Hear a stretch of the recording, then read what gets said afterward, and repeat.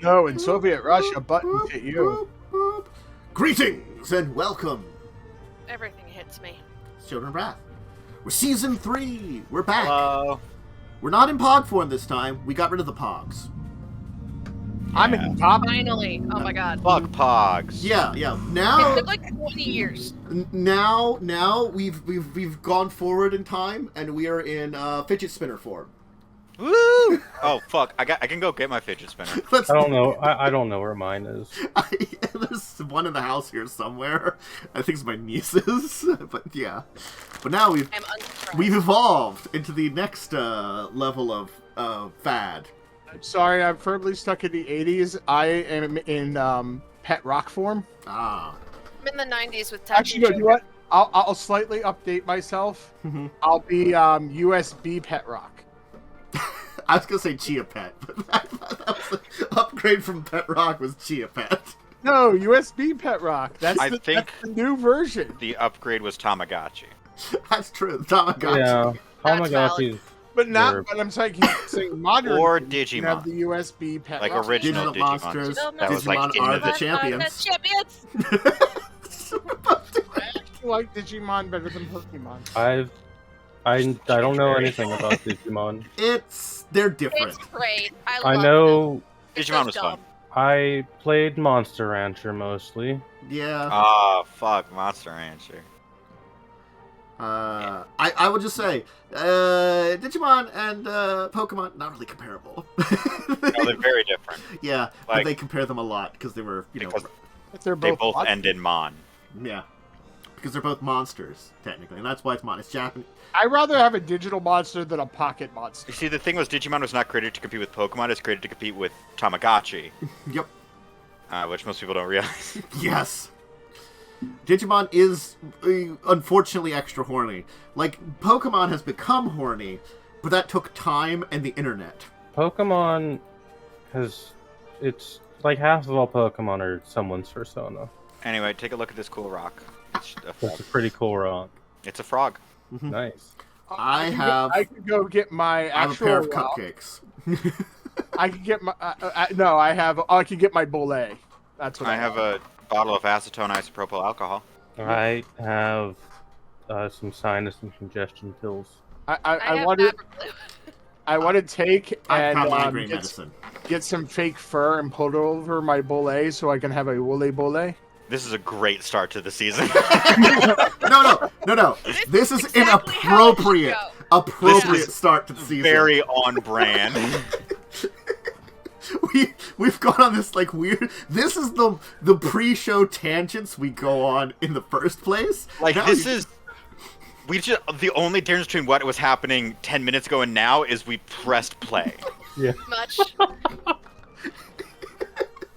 My hair keeps cutting out of my backdrop.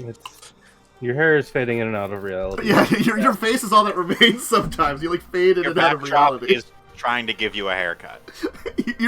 It's trying to consume you. The trees are consuming you. I'm getting lost in the forest. You gotta get lost in the sauce, bro. You can't get lost in the forest. You gotta get lost in the sauce. There are cannibals in the forest. You don't want to get lost there. And horrible, Small, weird. I'm People just happy. small teddy bear-like creatures out there. I'm just I happy. was gonna the go other for week the- I didn't get lost in Claude's head. I was gonna say for the leggy tit mutants, you can worry about them. There. Yeah. The leggy what? That game is God. In the forest, there are super mutants you can fight. There's one The that's just forest is all a arms. fever It's dream. oops all arms, and then oops all legs and breasts. Yeah, the forest is just a fever dream of a It's a video fucked up game. It is. The mutants are just weird. Isn't there like a weird baby? Oh yeah, There's Yeah. always a weird baby. there's weird babies, and there's also the lumpy one, which is like a charger that has like tiny little like Yeah. T-Rex arms. Is the No forest game- the one that you have to fight that really weird, gross creature at the end? Yeah, there's also like an abomination at the end that's totally like this little girl that was animated from the dead, and she becomes a super mutant. Gotcha. Yeah. there is a story to that game technically. Turns out There's no game that has ever accurately created what looks like a baby. A True. human baby has never been recreated in a video game, in my opinion. The mod for Resident Evil 8, which gives the baby Chris Redfield's head, got close though. There's one where you're babysitting like the son of the devil.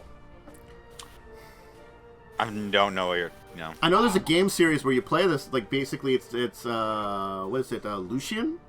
Yeah, something like that. I know there's a bunch of them that like you just play as the son of the devil, just murdering people the entire time. No, this one you're literally babysitting a baby who's like Satan's child. And I bet it looks fucked up and not like a human baby. No, it looks like a human baby. I don't believe it. I mean, Death Stranding. Speaking of, here's a human baby. yeah, there's a human baby. Anyway, so everybody finished up their amazing adventures in Shiv, and you're heading to Orvada. I met my dad. Ooh. You met your dad. You had some friends, fun times with the dragon. You're now global famous, most likely. Baby in yellow. No. Is that like Woman in Red? Don't put a baby in yellow. It won't look very good. Or like yellow wallpaper. I think Don't it's put a supposed to baby be in like. the corner, I swear. I think it's Why supposed to be referencing Cthulhu King in Yellow. or the King in Yellow. Yeah, the King in Yellow. So it's the baby in yellow. Just don't put a baby in the corner, I swear to God. I put all the babies in the corner. That's where they belong. Ah. I stacked them on top of each other. You're not supposed to do that with babies. Yeah. Like Lincoln Logs. All right then. This just came out of fucking nowhere, man. Lincoln Log babies. I don't know, I was thinking about Pogs, and I was thinking about other old toys, and I came to Lincoln Logs. The Lincoln Log. It was a good reference. I'm just like, it's like, where the hell did that one come from? It came out of fucking nowhere. That got me, man. That like genuinely got me. Hell yeah, finally! Finally, that happens all the fucking time. Lincoln Logs. What? I was right. That does not look like a human baby, man. That definitely does not look like There a you human go. baby. I'll have to check that out on our That break. does, in fact, look Yeah, like a human that baby. one looks. That one looks like a that human looks and like a looks like a shrunken baby. man. So like, It's Chris Redfield as a baby. Oh, there's the reverse of it, You just too. had to grow into his head. Don't we you're all all? insane. Don't we all? All right then. Anyway,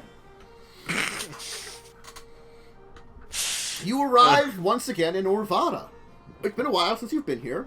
Last time it was not in your own ship, and last time you left on a submersible. Oh yeah. Oh yeah.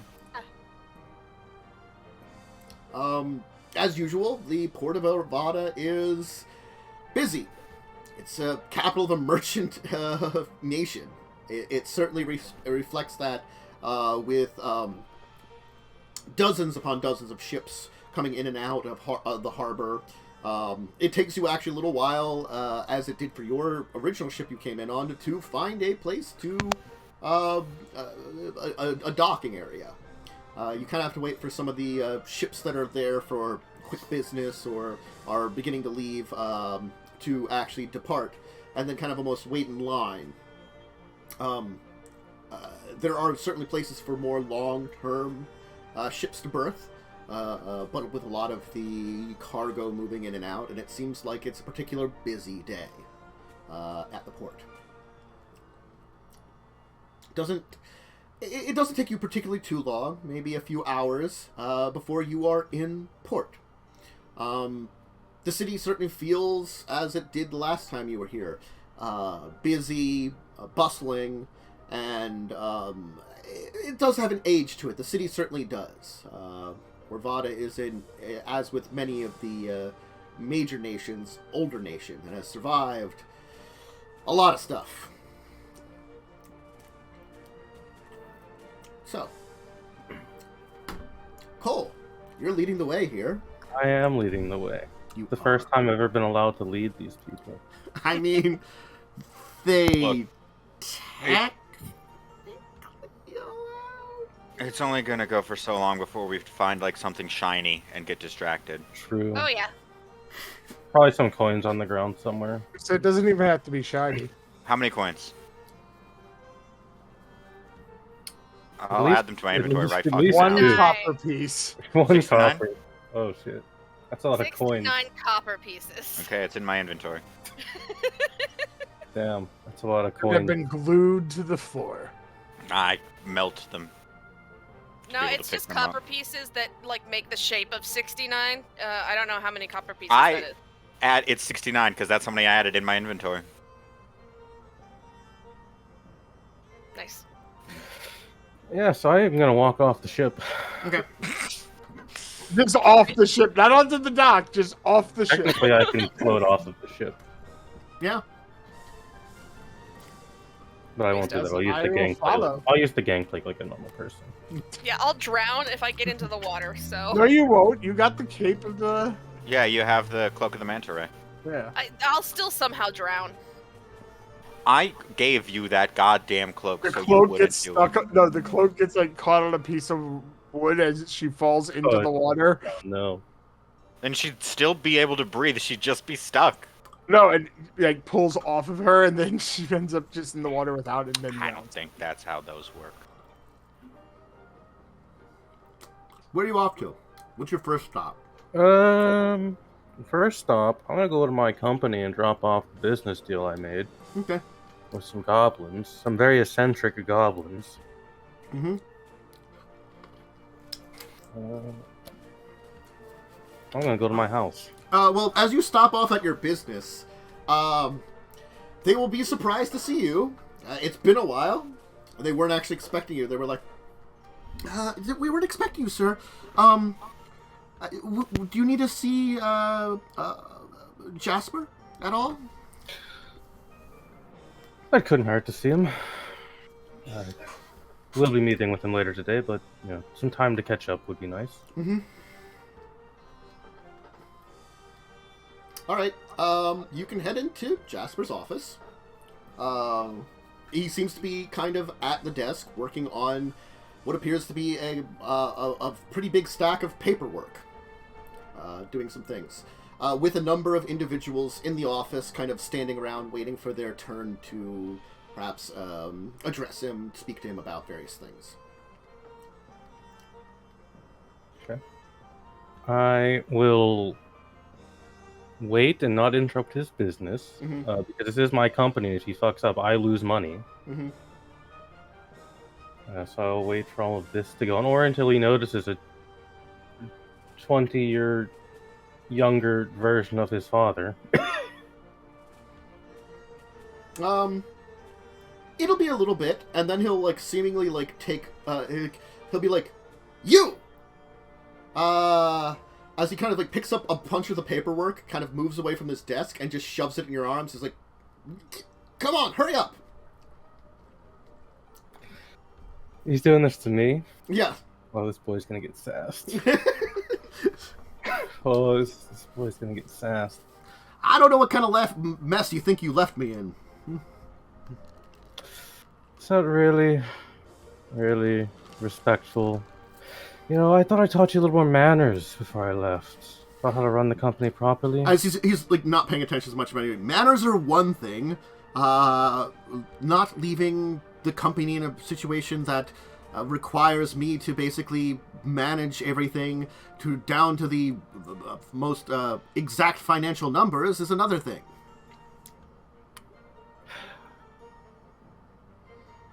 How's you been, Jasper? Fine.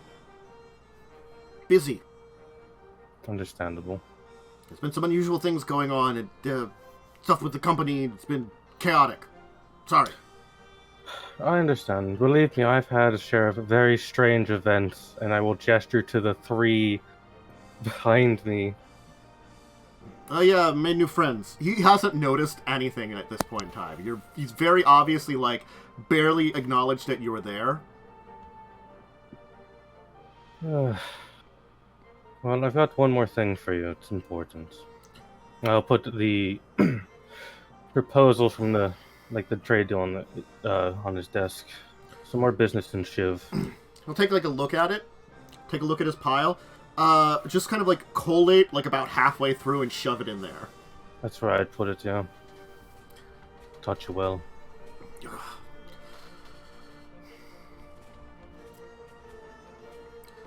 Trade routes are out of whack currently. We are out of maybe that's probably not the word I would use. Probably out of sorts.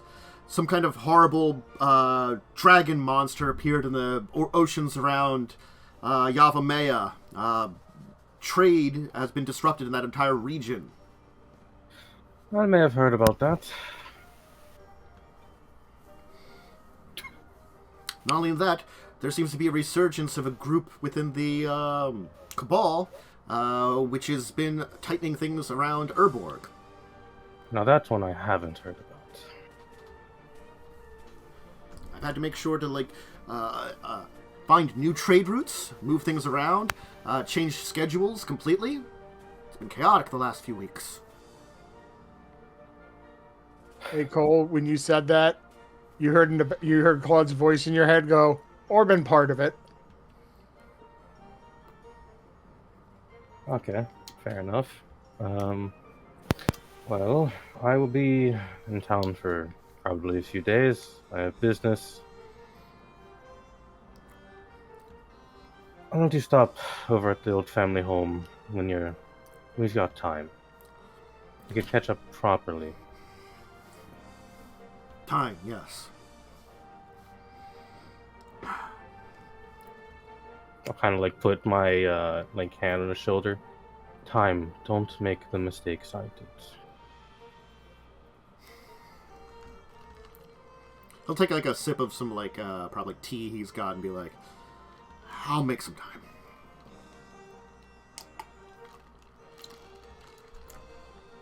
Sister's looking for you. Yeah, she's next on the list to visit. I don't know what it's about, but she yelled at me that if you come in to inform you. Well, I better get seeing her then.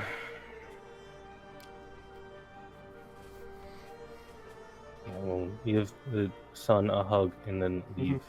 Mm-hmm. Still hasn't probably noticed much, I'm going to say, Fair. Chaotic business. Yeah. Alright. Okay, nice meeting you. Yes, thank you. Bye. Please, if you have any business, check in with the secretary. You can come back in another time. We can get an appointment for you. Apologies that we don't have time for your interview. Interview. I don't interview. No, it's not. Whatever. Were you the new assistant or the new ship captain? You look like a ship captain. I am a ship's captain, but I don't work for you. Not yet. That attitude like that.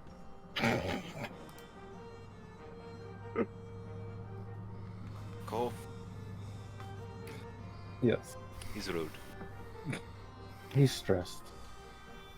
Okay.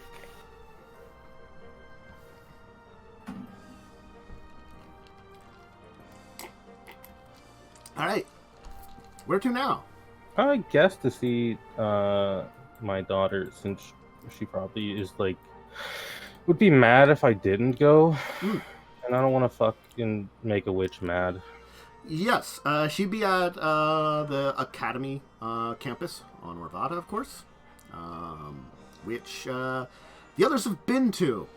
Also, another location you've been to. Memories. That's where you found a submersible out of. Someone rebuilt one there. What was the name of the guy who owned the submersible that we kind of abandoned on the side of a whale? Let me get this old book here, the old notebook with the early season notes. I don't think I wrote down this man's name, but I should have. It was, I believe, Irun Vance of the Vance merchant family. Yeah, that's it, Irun. He is one of the 12 merchant families. You will now realize, remembering him, from hearing names of the merchant families, one of the merchant families is also the Cartham family.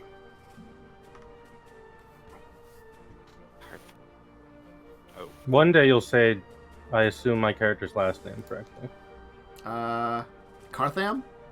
Yeah, Cartham. Cartham. There you go. Yeah. Mm.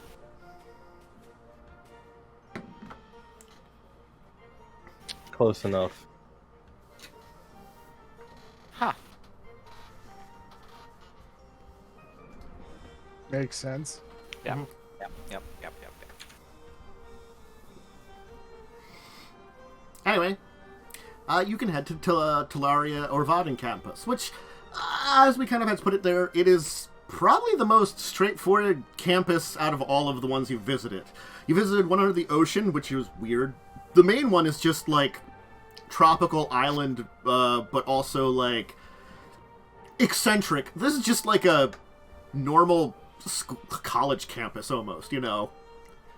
This is the normal campus of Orvada. Not a lot of the weird shit happens there. People just come to study average magic. They don't go to, like, develop, temporal magics to, like, bend forth space and time. No, they just are like, I just want to throw some fireballs at something.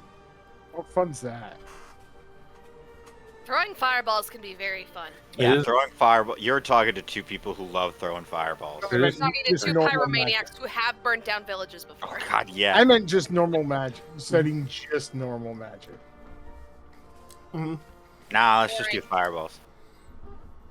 As I previously described, it's out on the edges of the city, kind of on this tower that overlooks the ocean, like a tower complex. Easily, you can find your way to it, once again, and requesting the presence of course, your daughter, Rosella. You will learn that she is not currently in her study room. She is in the library. Fair. Mhm. I will go to the library.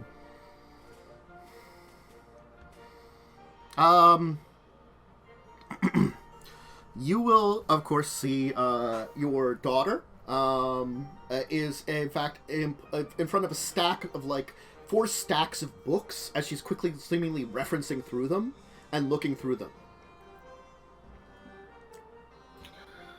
Okay.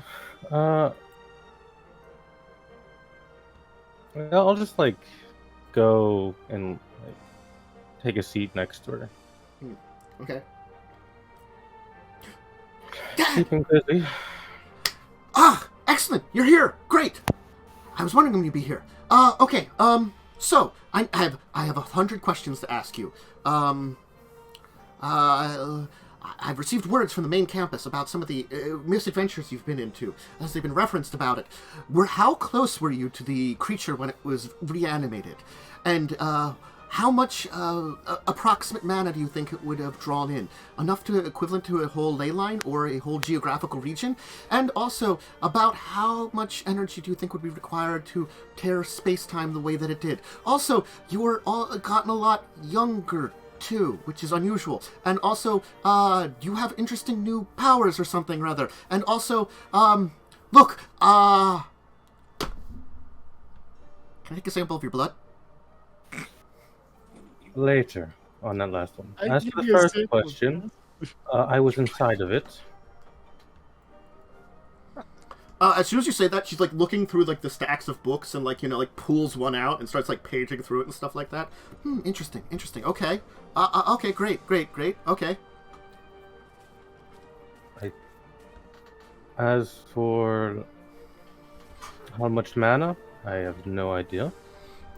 She's gonna point at you, Oh. Kaz. You there! Hi, What do you know? I did it. You over here, then. Okay. Yeah, I did. Carrion helped. I'm the one who did the thing. My ancestor was a necromancer. Fascinating. Very good. Which necromancer? That requires me to remember names. All of them. It was Every necromancer that ever existed. Tom the Necromancer. the It was necromancer. far I from don't accounting. know As if it I is, wrote it in The down. I Conjurer. think I wrote it down somewhere else, and I don't know where that book is. Ooh. See, I remember which one. It was It's Bob. It Was it Tom? Was I right? Was his No, name it Tom? wasn't Tom. It was Tim the Enchanter. No, that's Tim's a sorcerer, and he's zapping people for 1 damage per turn. You have to tap him. That's true. Tappa, tappa, zappa, zappa, zappa, zappa. I unhooked my headphones. Was it one of the duels that was the necromancer? One of the duels? No, that was That was the shitty man who lived in our basement. That was the shitty man who lived in That our was the basement. shitty basement man. Yeah. Where is that journal? Oh, you know what? It's over there. Uh-huh. That was the shitty basement. The shitty basement man. I'm sorry. Was he not a shitty basement man? He was It a was like pretty an shitty basement man. accurate description, honestly. He was a pretty shitty basement man. I'm not gonna lie Shitty about basement man. You're just really on that song today. that. Apparently. You've torn out all of the pages of this journal. Why? I don't know. Tantus, can you just tell me, please? Nivineral. I say that. I'm Mhm. not gonna try. I'm Bless not you. gonna write it down here. Really? Well, he spoke to me in a dream, so I suppose. Well, that's interesting. Historical records don't have him having any spawn, any children. But if you think that's interesting, just ask me who my grandfather was. Don't cause, Who's don't cause your a scene. grandfather? Don't cause a scene. Carrion, don't cause a scene. Well, Well, do. let's just This'll be more say fun. there's a reason I have horns. She's causing a scene. It was a minotaur? Yes. Not, the red skin as well. Hi, I'm a half demon. Oh, okay. That's interesting too. I should actually ask you about that. Can I have some of your blood? Absolutely.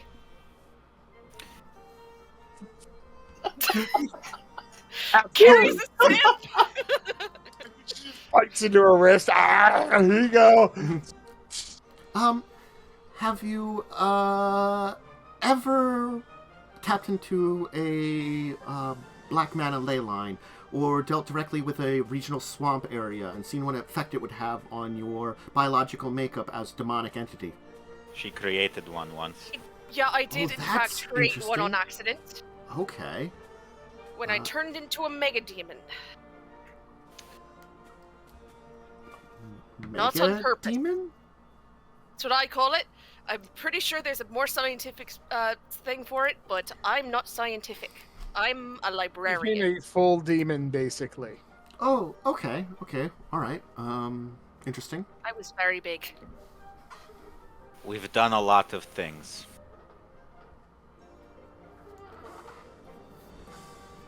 If you die, can I have your corpse?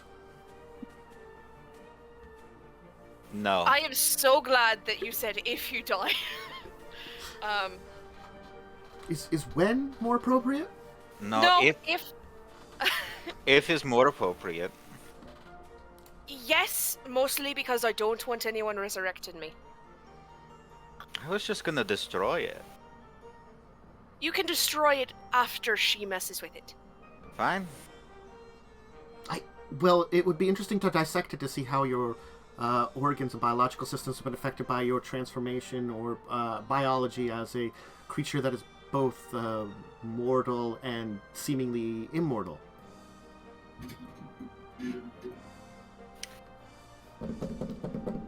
Cool. So, Cool. Yeah, you use weird. greater necromantic inscriptions? Do they look anything like this? She's going to show you a book. Did it look like those book? Roll me an Arcana. I'm good at that. Hell yeah. Wow. First roll of the new thing. 19. Uh-huh. Certainly, Carrion looks like really the same. Kaz, you begin to can tell that there are very huge differences in the way it is. It does seem to be a similar magical inscription to the one that was used, but there's those subtleties in the way that it's done that are very different. It's like a lot of the arcane writing is completely different, and you can tell that probably it's on a different scale, but the exact measurements. This does seem to be she's basically showing you an image of what would probably be a very powerful necromantic circle. So it was similar to that, but it had different syntactical structure with a the tertiary arc of a lot of the like writing was separate. That's interesting, because that circle I showed you as you're paging through it was made to create zombie dragons. We did not create a zombie dragon. No, it doesn't seem like that is. The creature had high intelligence, which would mean it would probably be some form of lich. Not Yes. many liches are created very often. They require very powerful... I think the last detailed lich to have existed, at least in modern day, other than, I'm sorry, your ancestor was technically a lich at the end of his life, or existence. There was a lich reported to be working for the Cabal, but was destroyed in the Battle with the Weatherlight, created by your, I guess, ancestor. That's about right. That's our luck. Mm-hmm. So it seems as though liches are something that maybe you're good at creating. Congratulations. No. Okay. I haven't heard of a dragon lich before, but I'm guessing it's theoretically possible. No one thought to use... Using a higher being means it amplifies both the abilities, lichdom, of the creature, but also tends to muddle its mind a lot. Most known liches are emotionally unstable, I guess is the best way of describing it. They tend to be latch on to feelings that they had. Do you think the one you created had very positive feelings? Neutral. Very neutral. It was upset, but was mostly upset at having been killed in the first place. And then it needed to go and... who killed it in the first place? Fish knows. Kaz says, I don't know. Alright. Could they still be around? That might be an issue that I would report to the college. Probably not. Okay, It died a long time ago. I'm not actually sure what... Unfortunately, I'm not an expert of Artifice, so I'm not sure how the artificial nature of the rest of the superstructure of the creature has interacted with the necromantic abilities, basically animating its skeletal structure into lichdom. Well, I am an expert on Artifice. Oh, So excellent. let me say, don't worry about it. It'll be fine. It went off to do its own thing. It's and not my think about job not to not worry about it. It's my job to worry about it and look into it. If it becomes an issue, it will let us know. Is effectively like what has the arrangement that came up. She's gonna close the book and like, it's words like that that would have had our entire culture subsumed by the Phyrexians and destroyed by it. No, I mean it will let us know in that the dragon itself will actually let us know. If it decides to rampage and destroy a lot of things? It will be very obvious, and Yes. technically I could probably make an off switch. It could be the off You don't even have to roll an insight to, she does not trust your words with that one. The look is just like, sure. Listen, the artificial nature of it created a framework that it was able to then build off of. At this point, I believe the artificial nature has been largely consumed by the greater spiritual and organic structure that was inherent in the original design. Well, I think it likely has some sort of effect in order to, but I believe the effect it has is mainly structural rather than actual personality or integral. Is that... That seems about correct for what I was estimating, but what I'm saying is you're talking about using the artificial nature of the superstructure that is built within it to create some form of off-switch, while I was suspecting that because it's become more necromantic in nature, therefore it's drawing massive amounts of black mana and has a reservoir within its body. An off-switch would imply removing its power. Well, what the off switch is actually more of a form of mana manipulation. I have a few artifacts that I have some experience with that manipulate mana in a few different ways, both of which actually were originally used on that and could potentially be used in conjunction with each other in order to properly drain mana in a way to disperse it naturally in order to not necessarily turn it off, but weaken it in a way that could be then dealt with more naturally. But I believe its nature has changed from just a normal artifact to something completely different. It's very rare, but I've heard in some situations that artifacts can take on more of a mana-based nature rather than the unbalanced nature that they normally have. And I believe in this mannerism, it has changed its basic structure. This is something that is not really studied very often, and you probably would be not necessarily outside of your expertise, but something beyond your normal expertise. I believe also this means it would be much harder to drain such mana away from it. It basically has created a much more natural connection to the mana sources that are around it.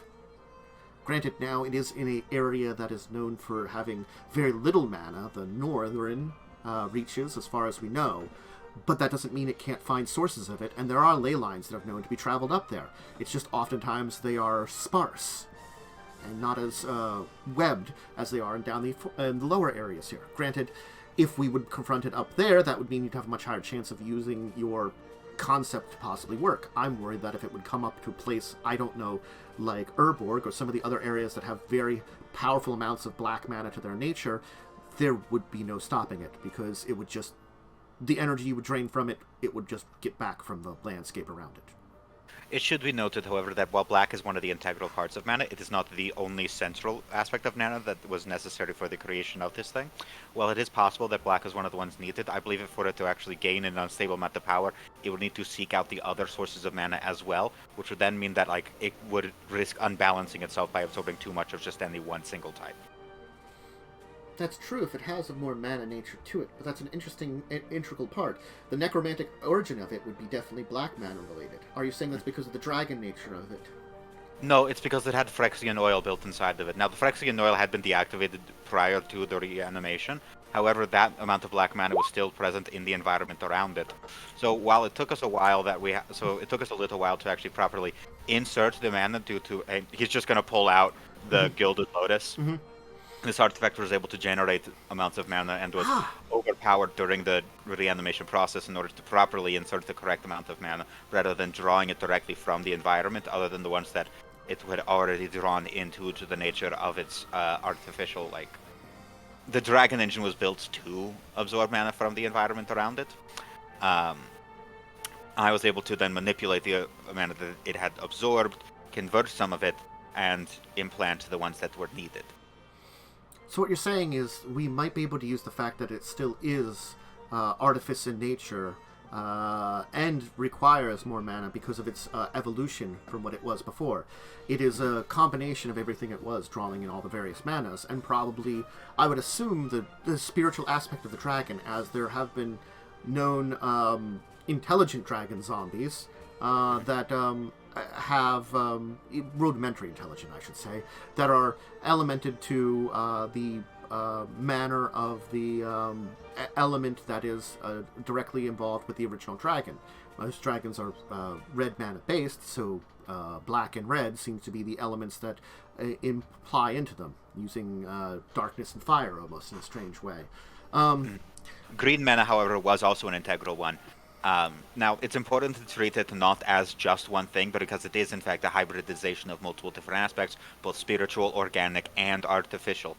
So it has to be treated as such a construct, rather than treating it as just an artifact, just a spiritual entity, or just an organic entity.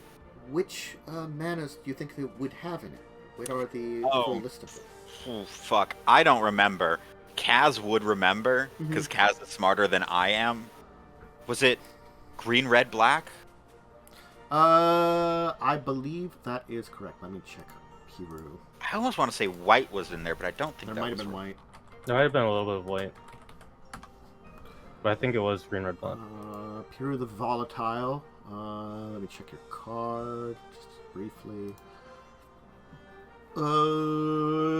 It was red, white, black normally, but the thing is, there was a large influx of green mana because of Yavimaya. That's right. So it was in itself a combination of red, white, and black. Now, luckily, a strong source of white magic is hard to find on Dominaria proper. So in order for it to gain enough mana, it would have to find that proper source, which is less common here. You're not going to find it as naturally occurring, if I remember correctly. I haven't done an aerial sweep of Dominaria, but there was a lot of green present simply by the nature of being so close to Yavimaya. Alright. Well, the thing is, that means that there are probably some things I have to look into about the nature of the energies that are within it. Especially if your plan would be to work, we would have to set up a backup of the various different energies within it and see how they would arrange within a creature's body. That's just saying if that plan would even work of basically redirecting these energies out of its body in order to try to weaken it. At this point in time, we don't even know if that would work because it's a creature of high intelligence and with the ability of mana manipulation itself. That means even trying to remove the mana from its body is a little bit more difficult. Natural mana manipulation is a lot more harder to deal with. It also should be pointed out, it is, as you said, intelligent, and so before such a show of force should be taken, I think, negotiation and discussion should be attempted first. Well, it is an intelligent being. Well, it's the idea at this point in time, it worries me more that the Lichdom, as I said, clouds the minds of a lot of things. And granted, a higher being such as a dragon under the effects of Lichdom might be able to keep control. Most dragons tend to be much smarter than your average humanoids, just naturally. They then develop differently as they go, just as most humanoids develop differently. And certainly there are species of dragon which are probably more akin to the average intelligence of a human. But for a dragon of that size and scale and age, I believe it's supposed to be a elder. Elders were presumed to be probably intelligent in such a degree that we couldn't classify it in our known ways of understanding intelligence. But it also could just be the nature of its mind was very alien to our own. And at this point in time, that means it has very higher power for controlling itself. But I also doesn't mean I don't know how the effects of the black mana of Lichdom, because no one has ever seen one of these raised as any kind of undead. As far as we know, the bodies of very few have been found anywhere, and most of them are in places like this one's bones apparently used to create this worm engine. They're an extinct species. The closest things are the primeval dragons, but their bodies break down once they die, as seen during the battle with the Phyrexians back in the war. So we don't have really a place to work off of with this entire thing. There are symbols of old Leviathans out in the world that we could study in comparison, but most of them have been messed with or decomposed enough that energy signatures and understanding them would be very hard at this point in time. Though I think the Northern Gates might be a great way to look at it. It's supposed to be an ancient Leviathan. That legend has it in the locals did battle with an Elder Dragon. Leviathan lost, of course, but as if they were at similar power levels and said to have had an epic battle that lasted for weeks. That tells us that they should have... the Elder might have just gotten lucky. Or perhaps just, long-term skill and attrition. There are lots of reasons for a battle that takes weeks to be won, but it can be assumed that they were at least at very relative power. Its bones have been manipulated for various uses at this point in time, so I'm unsure if I could use it directly to reference it, but studying that might be able to give me an idea about the nature of the creature at this point in time, and I might add that as my list of things. She takes out a piece of paper that she has at the side and writes down some stuff on it. You might want to reach out to Tolarian Under the Sea as a joint venture on this one, since they would likely be able to access I've already been in communication with them. All the campuses are on high alert thanks to what you've done. Yeah, that's about right. It was assumed that you were behind it at fault, but no one has reviewed it. It's actually pretty top secret. Only myself has been put in charge of it since I was connected with my father here, and I am one of the foremost experts on black mana manipulation, though I am not a necromantic expert like apparently your ancestor was. I'm more on understanding the nature of it, indeed. I have a natural affinity, thanks to my mother and father's own abilities, to manipulate green mana, something that elves often have. But I've also found that I had a inkling towards black mana for some reason. It was assumed it was something in my father's ancestry that allowed this, but as discussion, but I haven't revealed that. Hi, Dad, you've got some kind of blood of something unusual in your ancestry. That might explain your change in ages and the new bloodline that's I've had some of that vaguely explained to me by Tefri. Yes, what was the new element of your blood magic that you had? It was shadow, right? Yeah. Shadow magic. So it must have been some kind of creature that either was manipulated shadows or had a shadowy nature involved with it that was compatible with humanoids, or perhaps a humanoid that gained those abilities and changed. There are plenty of humanoids that have altered, and then eventually had children down the line to you. Interesting. It gets weirder than that, but more or less, yes. I mean, you have a very interesting group of characters here. I really enjoy having this conversation with your friend, Mr. Goblin. Kazzrann. Hi, Kazzrann. Sorry. My manners. I probably didn't introduce myself. I was just rambling on here. I'm Rosella Cartham. Hi. Hi. I'm Hi. Kaz, and this is Carrion. Hi. Claud. Ooh, you're also a strange one. I was informed about you. I Have you am a tried? stranger, yes. Have you tried assimilating anything else? No. Feels a From bit what like I understand, I would have to kill something by doing that, and Oh, I understand. Not one for unnecessary deaths and such. Yeah. I'm just fascinated that your nature seems to be very unique and in flux. And according to the main campus, you actually have a very strange shifting mana structure within your body. You tried doing anything with it? Or was I not supposed to inform you of that? I don't know. I don't remember what they said. I know I can change shapes and become different creatures. I'll turn into an elf. Ooh. Can I- Carrie, have you ever tried summoning another demon? I would not recommend that. To Here, be fair, We I kind do of did. kind of have a manservant now. We kind of did. It was an accident. But yes. It's also less a direct demon It's proof and more... that you're technically a greater demon of some form. Then, that's yeah. definitely. Greater demons were known to summon and manipulate other demons. Also, you should actually have control over lesser demons if you do encounter them. Nice. Kaz high fives Carrion. Very high fives back. It's more of a strength thing. From what it's known about in the books, that demons have a hierarchy that's a nature of their energy patterns. And I'm assuming your black mana has that kind of energy to it. You seem to know a lot about what's going on. Can I ask you something? Sure. Did you hear anything that happened? Oh, what the heck? My brain just died on the name of the place where our mansion was. And Well, that was in Talaria. in Talaria? Yeah, Teloria, yeah. Did you hear any of the things that happened in Teloria around the place we had?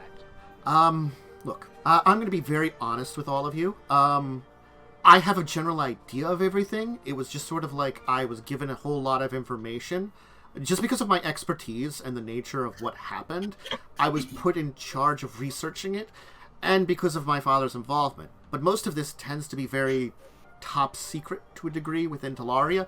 The general information that's being shared is that, of course, I guess the story that you've put forth, while you were trying to disable the dragon, a accidental mixture because of the Phyrexian mana within it caused the effect that caused it to animate as undead.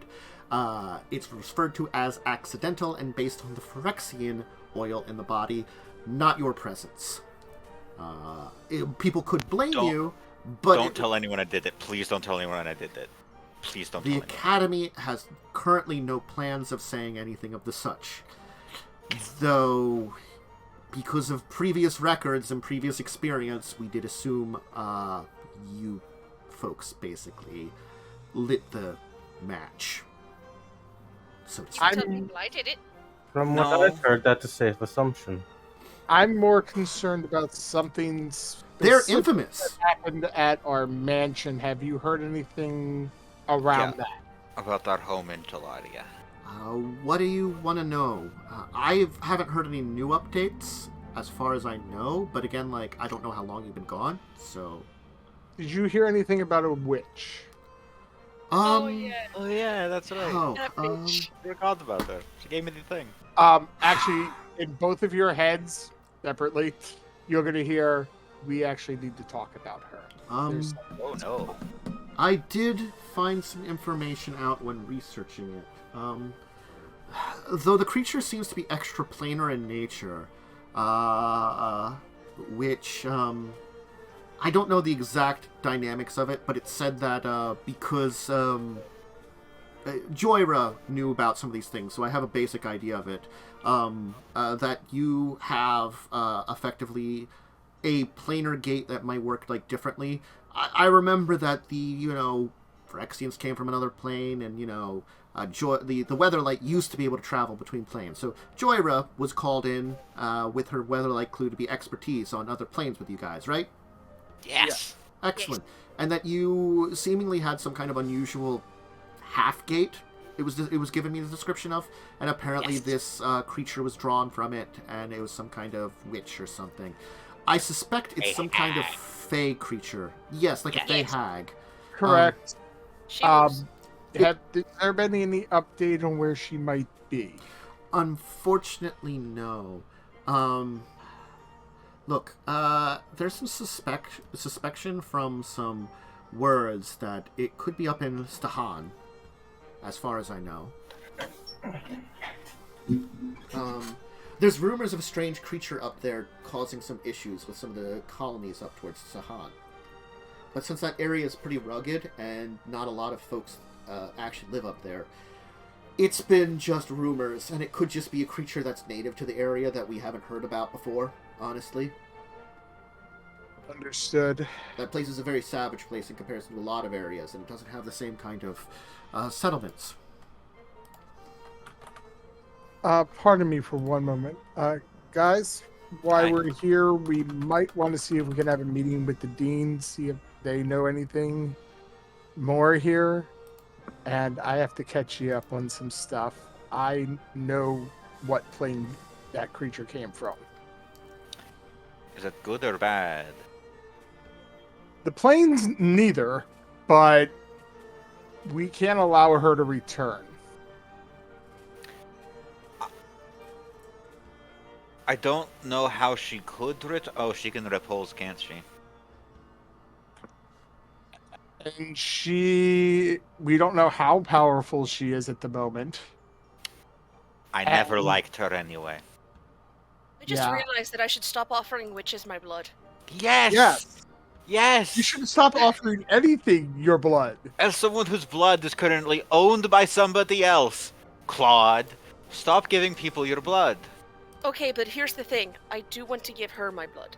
Okay, yeah, she's fine. She's cool. She can have your blood. Cole, you can vouch for your daughter, right? She's one of the smartest people I know, yes. I'd like to study it to understand my own natural inclination towards manipulating mana directly, as a creature that is more inclined than myself to do so. It should come a lot more natural. Shut up. She just gets glares. I smack her on the arm. I have tried so hard to not make stupid jokes. That was the one I could make. Oh, excellent! I'll make sure to take you up on that offer.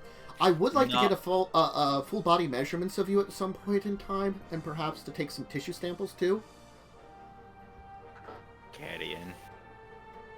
I'll leave my contact information. And you.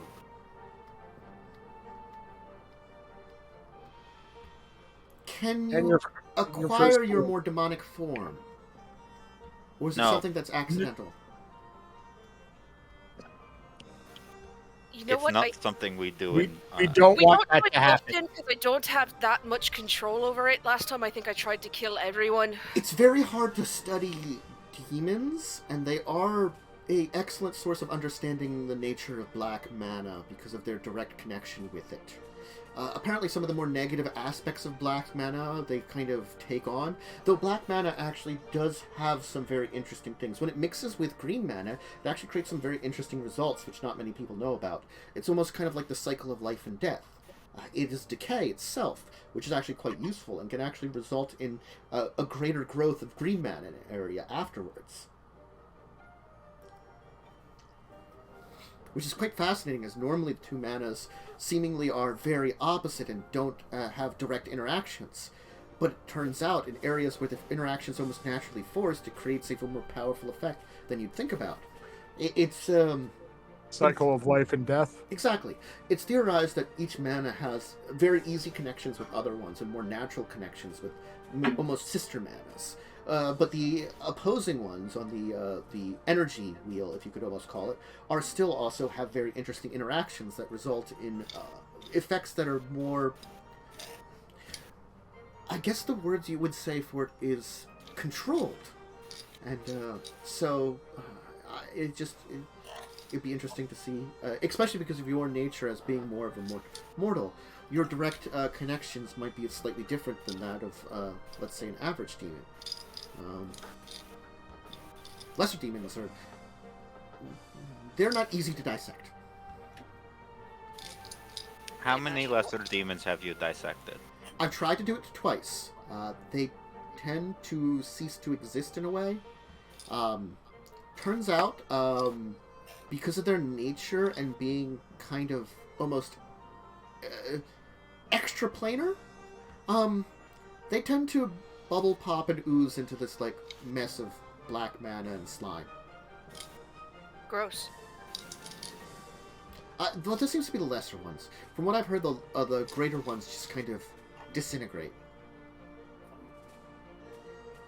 Or maybe it's the process of me trying to preserve them. Carrion. Do you Yes, think Kaz. we could just give her Damien? Gonna be honest, it crossed my mind. We don't need him. At the very least, I could have him come answer questions. He's just so weird about it, you know? He is very weird about it. So creepy. I don't like him following me around all the time. I would laugh if he just actually is standing behind you right now. He's We not, leave he's him the on ship. the ship. Yeah. I know, Make but it'd be sure- funny if he just appeared like, hi.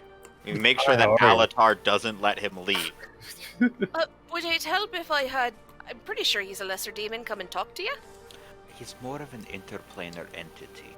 He's something. He's weird. He follows me around a lot and calls me mistress, and I don't like it. I don't like him either. Yeah, she might like it, or Perhaps. I'm not gonna have him do anything, so he can come talk to you for a while. We have other things. We might get around to having a weird little man come over here.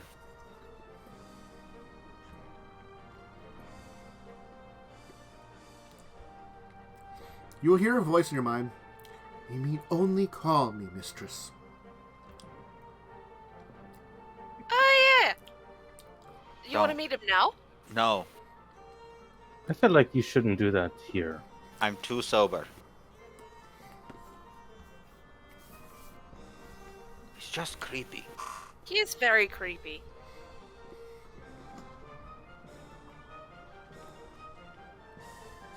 I finished my cupcakes. Are they good? Yes. is that what Damien says? No. Cupcakes. I'm finishing my cupcakes. No, but it could be. But no. You could possibly have cupcakes. He was baking them for the crew. Yeah. Turns out, really good baker. You're not sure why. It's the Hellfire. It's the Hellfire. Then it would taste a bit like sulfur. These cupcakes taste delicious. And also evil. That's Magic. normal. All cupcakes taste a little bit evil. It is the It's nature all of the cup- calories. It is the nature of the cupcake.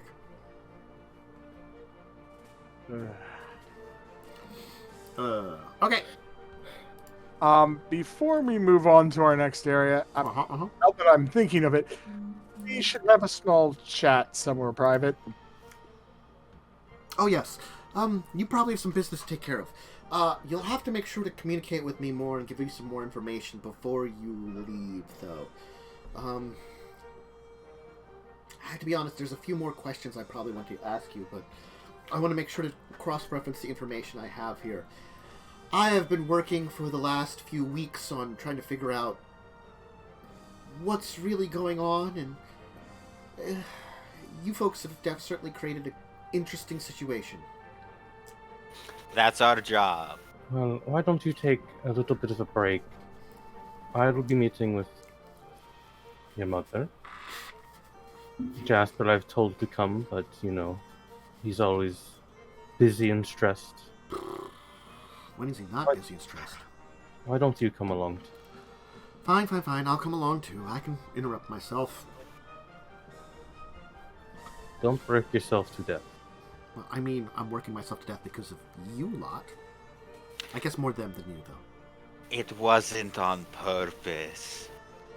I've said this so many times. I can Usually tell it you, there was a point where you would not be able to run away from your problems anymore, and it seems you've hit that point. Oh no, I can still run. And you can fly. We can both fly. We can just fly. Yeah, I'm just gonna fly Kaz and I away from our problems. I'll create another rift. I don't care. I could probably grow wings if I need to. I'm also technically responsible for the rift that opened up, in case that's another thing you have to give a shit about. Oh, no. We assumed that too. There was an assumption that it was something to do with your... The bag, right? With the bag? That you had been messing around with some spatial magics. Okay. Technically... Now it's a box. Technically, it was the massive influx of energy caused by the reanimation that disrupted the containment of the bag. A very, very single case situation that is unlikely to ever happen again. Especially because I have now taken precaution. That does seem logical, honestly. I have also taken precautions. Overloading a piece of artifice like that seems to be a very unusual and difficult thing to do, so I can understand that. It was also a structural problem. The last one was a bag made of cloth. Now it's a canister made of metal. It's also the reason I'm the way I currently am. Yes, it's also de-aged him. It's a little more than de-aging. I can explain a little bit. You should also introduce your daughter to your new friend. The stick. Oh, yes. Yeah, the stick. Greetings! Holy crap, it speaks now! It speaks now, yes. That stick was always cool. It speaks. Yes! It's a cool stick. I mean, that time you accidentally summoned a hurricane was probably not that great, but... Not the greatest moment. Sounds fucking baller. Very destructive. It was really neat. It took a while to pay off that debt. Still pretty neat. I mean, I can do it again, but not here. You should have done what I did when I accidentally caused a major disaster and left. Well, I'm more or less part of the government, so I can't do that. This is why you don't get involved with politics. Am I right, Carrion? The future king of Urborg. King of Urborg, I have a harem. I will build a harem to lead the place for me. Honestly, I can see you being of a bloodline. If you're descended directly from Vineral, Vineral was one of the major rulers of Urborg in one of those previous ages. Oh no, it's because my grandfather was Belzenlock. Oh shit. You said the quiet part out loud. I mean, the High Demon Belzenlock didn't technically have any claim to any kind of throne of Urborg, I would say. I don't know, the Cabal want to put me there. But the Cabal aren't technical natives to Urborg. I don't think it makes sense. Everyone just keeps telling me I'm supposed to rule Urborg, and I don't want to, so I'm gonna build a harem and make them do it for me. I'll be there too. I'm not gonna be part of the harem. He's not part of the harem, he's just gonna be the leader of my Sky Navy. I'm the Admiral. I just hang out with your harem? It's Admiral, yes. Absolutely, you can hang out with my harem as long as you're respectful. Just because they're a harem doesn't mean they're whores. I'm the whore here. I think Admiral is the one who's in charge of the Navy. Yes, Admiral is in charge of the Navy. Admiral Kazzrann. Well, But technically, you'd be more of an Air Force. Those don't exist. Well, you wouldn't make it exist if you... Yeah, so I also get to choose the title, and it's Admiral. Well, I guess I'll see you for later for dinner, and I'll have more questions to ask. I'll explain all of the weirdness when, well, not all of us, at least 3 are together, and I don't have to repeat myself many times.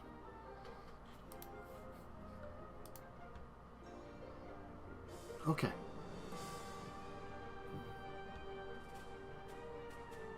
Alright, you can... I'm guessing you're going to head home. Yeah. Well, beforehand, do the I wanted to try to get a quiet moment with everyone. Yeah, good point. Easily enough. Okay. Why don't we take our break before we have that quiet moment? Because I have to pee. This is a good point time to do it. A good break. So we'll take a snack, drink, bathroom break. Go do that, and we'll be back in a minute for this quiet contemplation of the group. You on the weird shit that happened in my head. I watched some of it. You did watch some of it. Hi, we're back. We're going to talk about the weird shit that happened in Claud's head. So yeah, you'll be able to excuse yourselves and probably find an area where you can discuss. Probably on the way back from the campus, honestly, because the campus was outside of town. So there's probably some areas that are relatively devoid of, people and such. Like a walk along the road that leads between the academy at its place outside of town to back into Orvada proper. Probably like a fine, old road that's used a lot and, relatively just empty. Occasional people, but, you can avoid them and they're probably not paying attention to you. Yeah. So, I've been, for the lack of a better term, doing some soul searching. There are better terms. You chose that. You could have just said introspection, but you were like, no, I'm gonna make a pun out of this. Yeah. And I have some information. I talked to a treant that's in me. Well, I talked to a treant from the land that the treant that's in me was there.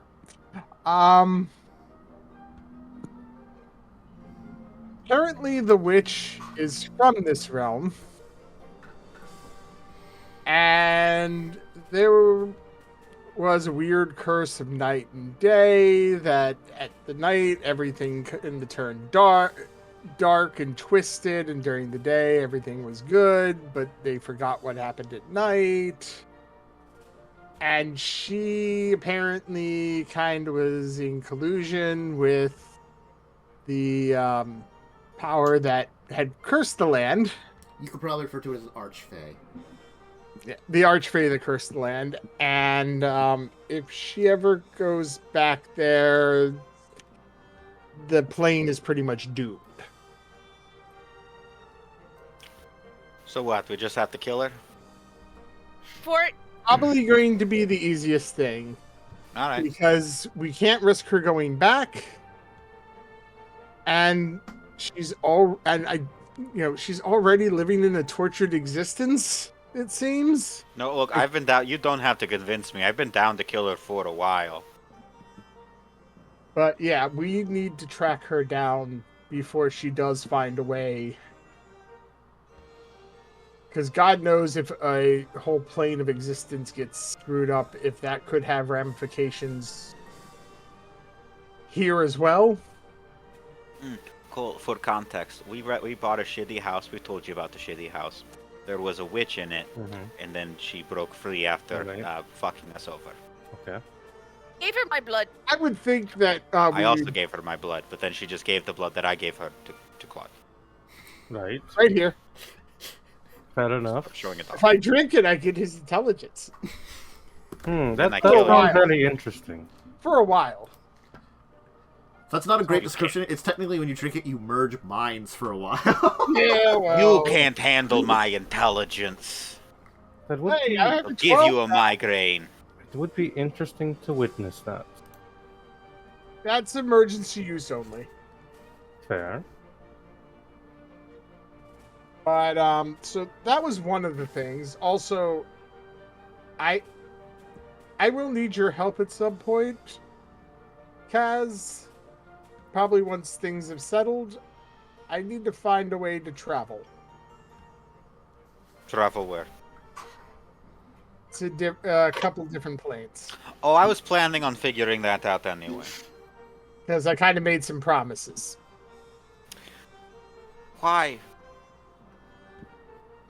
To settle the souls that are in me. Okay. Well, I for one think it is good that you're dealing with your problems. Can't relate. Also, I learned what the sliver wants. What does the sliver want? Apparently their queen went missing.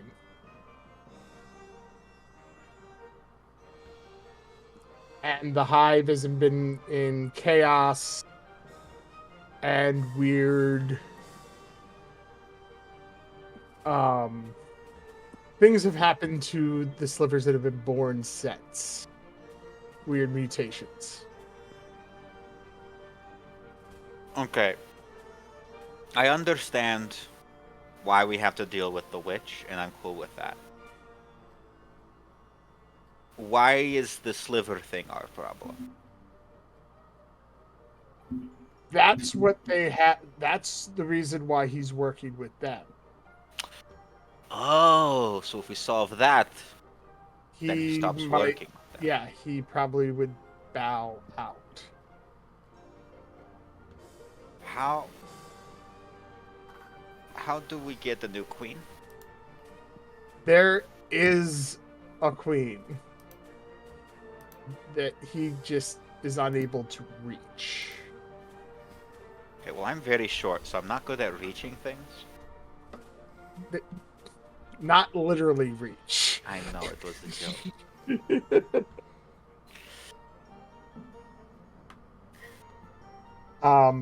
Also, I think that's why I can now speak in your heads. I think I've kind of tapped into the... It's a little weird. Yeah, warning would have been nice. Yeah, I think I've kind of tapped into, like, the hive kind of thing, and since you guys are the closest people to me, you're kind of my hive. Ghosts. Fair. Aww. It's almost sweet. It's creepy, but it's almost sweet. A little weirder than the thing I can do with people, but sure. I also think I might be occasionally able to detect thoughts. Don't worry, I'm not going to use it like Maxwell did. I believe the term for that is poorly. Poorly. Yes. That is the term, yes. Also acceptable, inappropriately. Mm-hmm. I also had another interesting conversation with just Oh, is it with the jackass? No, not him. I stayed away from him. I don't want to have conversations with him. I don't either. He sucks and he insults me. No, with the Dwathai in me. Shadow Man? Yeah. Kind of. He doesn't like one of our enemies, so enemy of my enemy. The shadow guy. Okay. And I kind of told him I'd try to help work on freeing them from their tortured existence. You are leaving out the part where he wanted to, like, kill everything and calls it pain and suffering. Not going there, yes. Uh-huh. Yeah, you know, some things are best to leave out. Also, that he's always with you in your shadow. Are you throwing up that part of the nice thing? Can't forget I'm not going too far into it. Mm-hmm, mm-hmm, mm-hmm. There's other horrible things. He is probably equivalently as bad as your Phyrexian in certain ways. Yes, but he still didn't help create me. So he's got brownie point there. Fair. But That's to inform the public, the watchers, that if you missed what happened with the guy at the end of it. Not great things. I would watch it to see everything about what the Shadow Guy's like. He's pleasant. He's a lovely dude. Mm-hmm. But so that's where I am at the moment. Well, I think the witch is the most pressing thing, though, because we don't know what she's up to, and if she can figure out how to travel planes, and how quickly she can do that. So I think we need to figure out how to track her down. And murder her brutally. Yes. Maybe not brutally, but... Nope, it's gonna be brutal. the only way I know how to kill things is very brutally, to be fair. That's our modus operandi. Brutal. Magic is very destructive. Lots of fire. I just punch things and hit them with glaives. You also do fire. Not often. You because do some magic. I typically get very angry first. Well, you could The fires invisibly- of rage. You could invisibly come up behind her and just stab her through with a glaive. But that's no fun. I want it to be a fight. I'm going to set her aflame. Just don't set me on fire at the same time. I may be resistant, but that doesn't mean it doesn't hurt. Aren't you immune? No, I think I'm only resistant. I think she's immune in, like, full demon form. Yes. Ah. Oh. Yeah, I'm just resistant. And I'd prefer not to be on fire as well. All of you need to work on your flammability.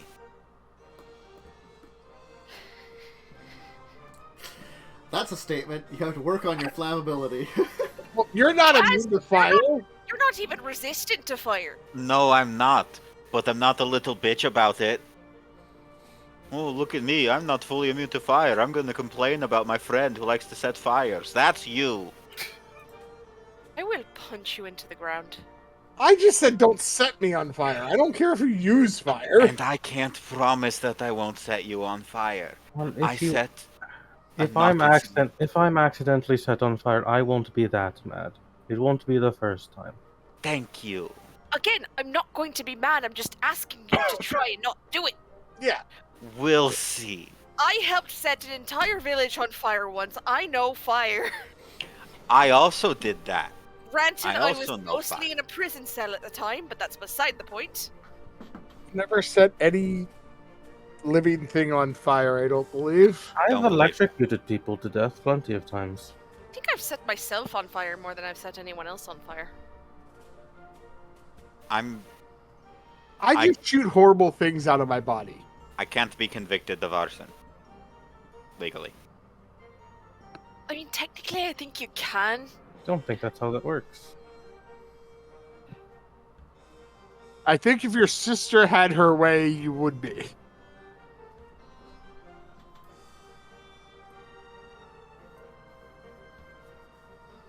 Anyhow, I guess it's time to meet Cole's wife. Yeah. Yes. I And then promise we that have we to work won't on... hit on your wife.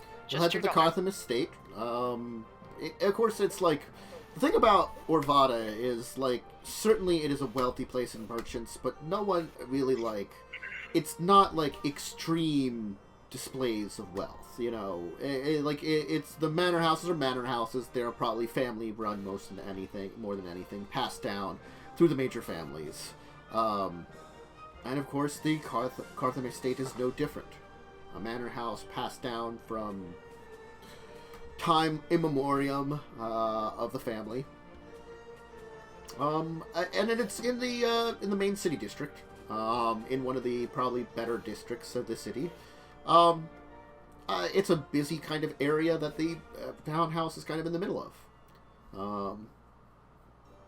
Doesn't mean they don't have other estates in other places, but the main one that they use is in the city, of course, where all the business takes place.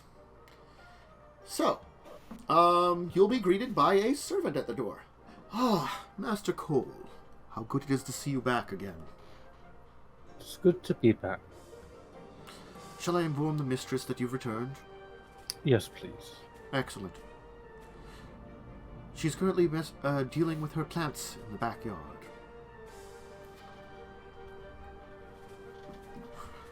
I think she can forgive the intrusion for this occasion. Well, there was the mistake that one of the new dogs was devoured by one of the trees recently. I don't know.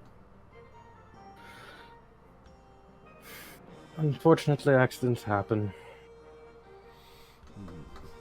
He'll walk off. After a while, a woman, dressed in a very kind of green outfit, kind of flowing robes, will kind of come running up and just kind of leap at Cole, kind of leaping into his arms, and kind of just smashing into him almost, and being like, "You've been away much too long." There's a few sidetracks. I meant to be back a lot sooner, but you know, when certain people who are powerful come beckoning, you get a little interested. Did you change your hair? A lot has changed. Perhaps for the better, for the worse, I'm not sure yet. The rest of you can recognize from the tattoos that she's showing, she's Llanowar in nature for the Elven. She has the same kind of green tattoos that they have across her kind of shown body, like her arms, as they are kind of shown. The robes and stuff are like kind of like a sleeveless, like kind of overcoat robe over top of what seems to be kind of like a very green-based outfit. It seems to be a mixture of having like a couple of components of what would be more traditional elven pieces, combined with the fact that like some of the components is definitely would come from more human civilizations, probably from Orvada here.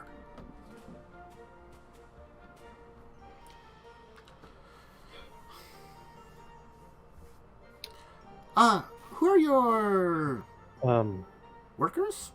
Friends? Traveling companions. Traveling companions. Why do people keep assuming I work for you? I'm I very, work for no man. very only women. powerful. I have a lot of employees. It's a fair assumption. Oh, are you looking to be hired on then?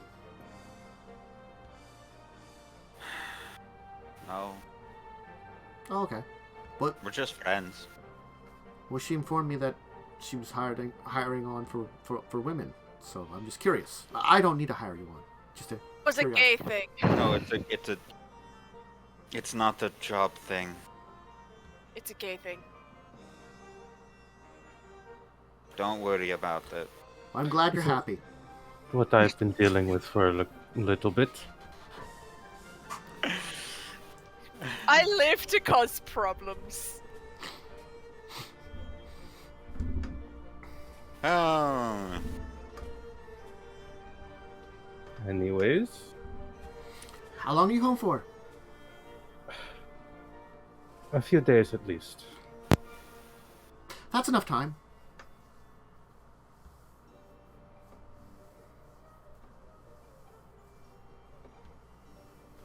Suppose it would be.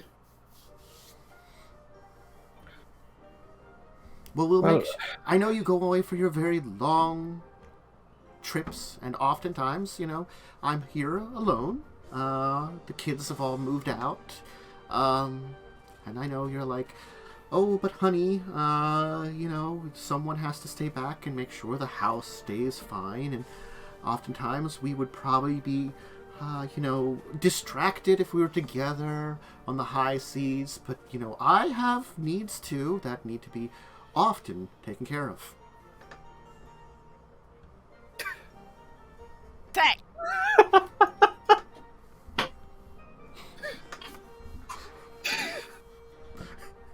One moment. I love your wife. I think we should give you two some privacy. Perhaps a Your bit, wife yes. is my new favorite person. You can wait over there in the library. We'll be back eventually. Let's go to the library. Ooh, library? Enjoy. All I right. will. A while later, we're just gonna skip forward Wink. into time. Look, there's a reason they have a lot of kids. The reason there's 10 children. Yeah. So, yep, time for more half-elves. Thanks, Lightning. Bringing more into this world. You alone are going to create a viable population. Congratulations. Good. Anyway. God. So, it's a fairly nice library, honestly speaking. It would be that one that you'd have in most families of wealth would have a library equivalent to this. I'm assuming that the Cartham estate doesn't have anything particular that stands out. But you can basically check out the area and see some nice things for a while. The servants, the elderly man, who seem to be like probably the head butler, will serve you some tea and some small, basically like savory cakes. Just something to tide you over. I inform you that there is a plan for a dinner meal later on. Giving you kind of a time frame, of which then later on you can all assemble for dinner. Both Cole and his wife will return. I'm assuming your wife will be a little bit more disheveled. Up to you how much you want to prop yourself back up or be disheveled, Cole. I don't think Cole cares. Yeah. Just looking a little bit more. She just seems to be glowing and very happy. Mm-hmm. Well, it does have more vigor. Yes.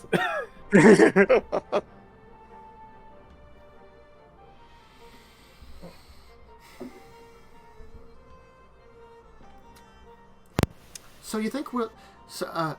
So I'm very happy to meet you, and I thank you for doing this great thing to me and my husband.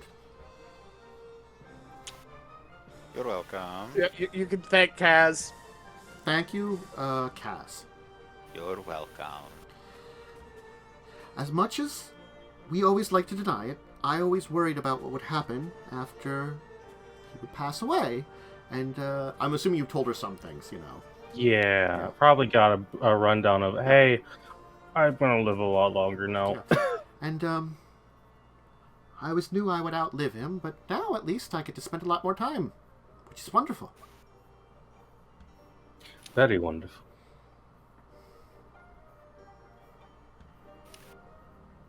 Sorry, I'm just watching the chair move and it's the screen. I didn't realize it, but I'm moving my chair back and forth behind me just the same kind of way. It's just like moved up. Yeah. I am on the floor. So.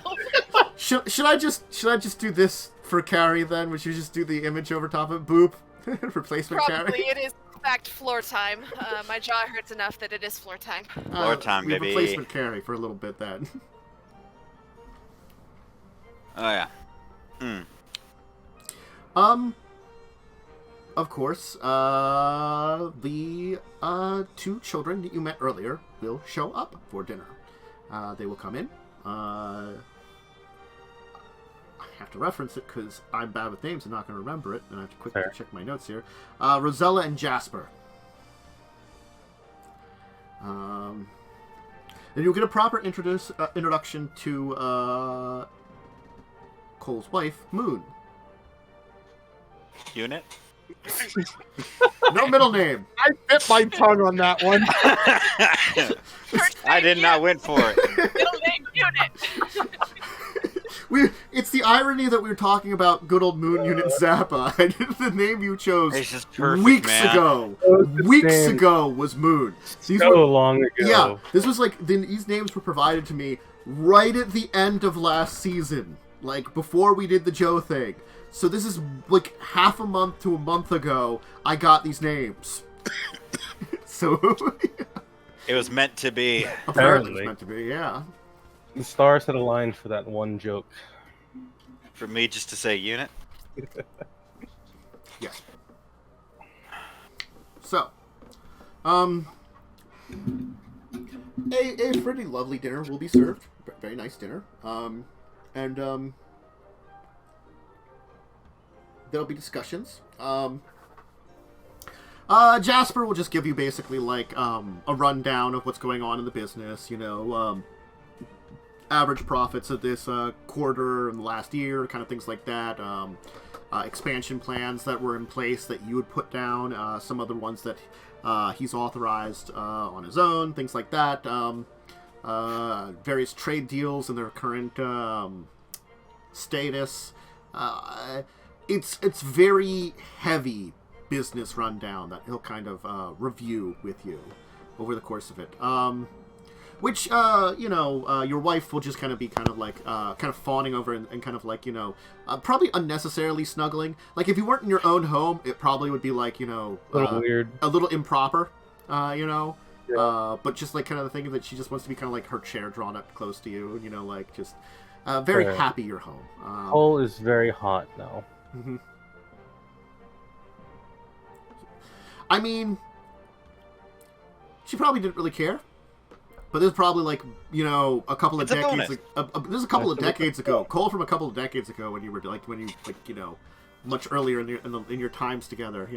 She's probably, for her, it's less like, oh, you're hot again, and more like, oh, I remember these times we were together. Yeah, we can relive them kind of. Cole wasn't a 67-year-old man. You were still spry for 67. True. Now you're like mid-30s. Yeah. Yeah. The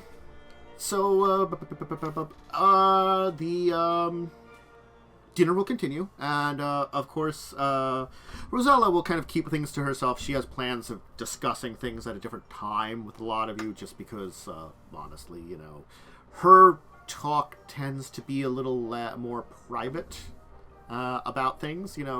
She has information provided by an academy that others don't.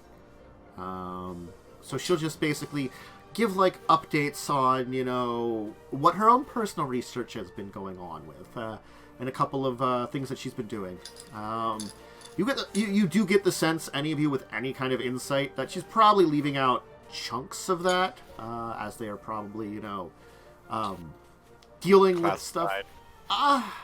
She's got these NDAs that, she is one of the foremost researchers into direct mana sources, particularly black mana. There's a secret thing in the Tolarian Academy that deals with Phyrexians who are black mana. Yeah. Yep. So she probably assists in that a lot. Her expertise is helpful. There's probably plenty of things that she is into that she could not discuss. She's good with us because we know about it. Your wife will just kind of go over a few things that she's been up to. She tends to try apply her trade as a powerful druid, doing things like assisting with farms that require it. Keeping the natural landscape in the area. She's actually talking about how she helped get a number of more natural groves together, and was trying to implement a thing where they were doing kind of like the thing where it's not just the one type of tree that's kind of like a mixed tree that's kind of like can be good for fruit and stuff, for certain types of fruit and things. Grafting. Not the grafting, the thing where it's like the groves are mixed groves, Oh. Yeah. There's a thing for that. Don't know what that's called off the top of my head. It's a type of fruit farming. Type of orchard, maybe? Yeah, type of orchard, I know. I can't remember much about it. I don't know the name off the top of my head. Yeah.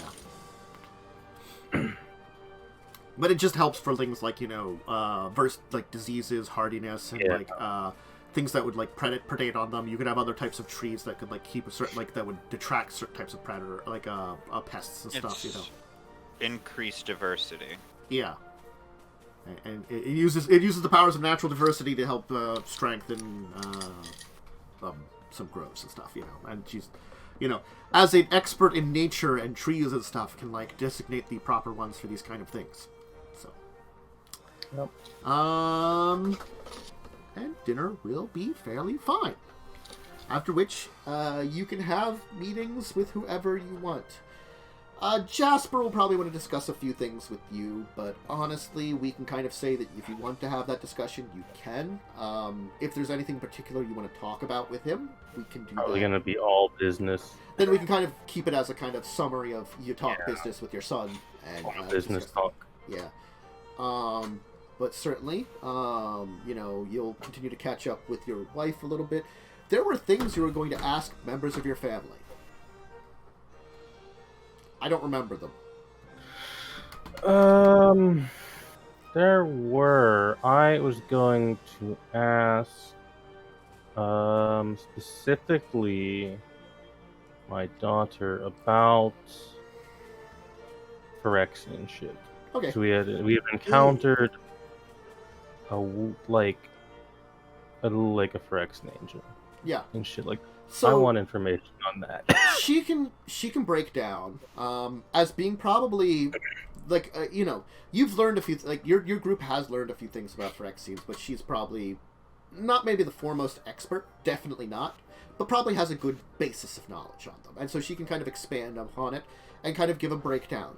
The natures of the Phyrexians and stuff. The Phyrexians are from what can be told, an offshoot of the Thoranian Empire.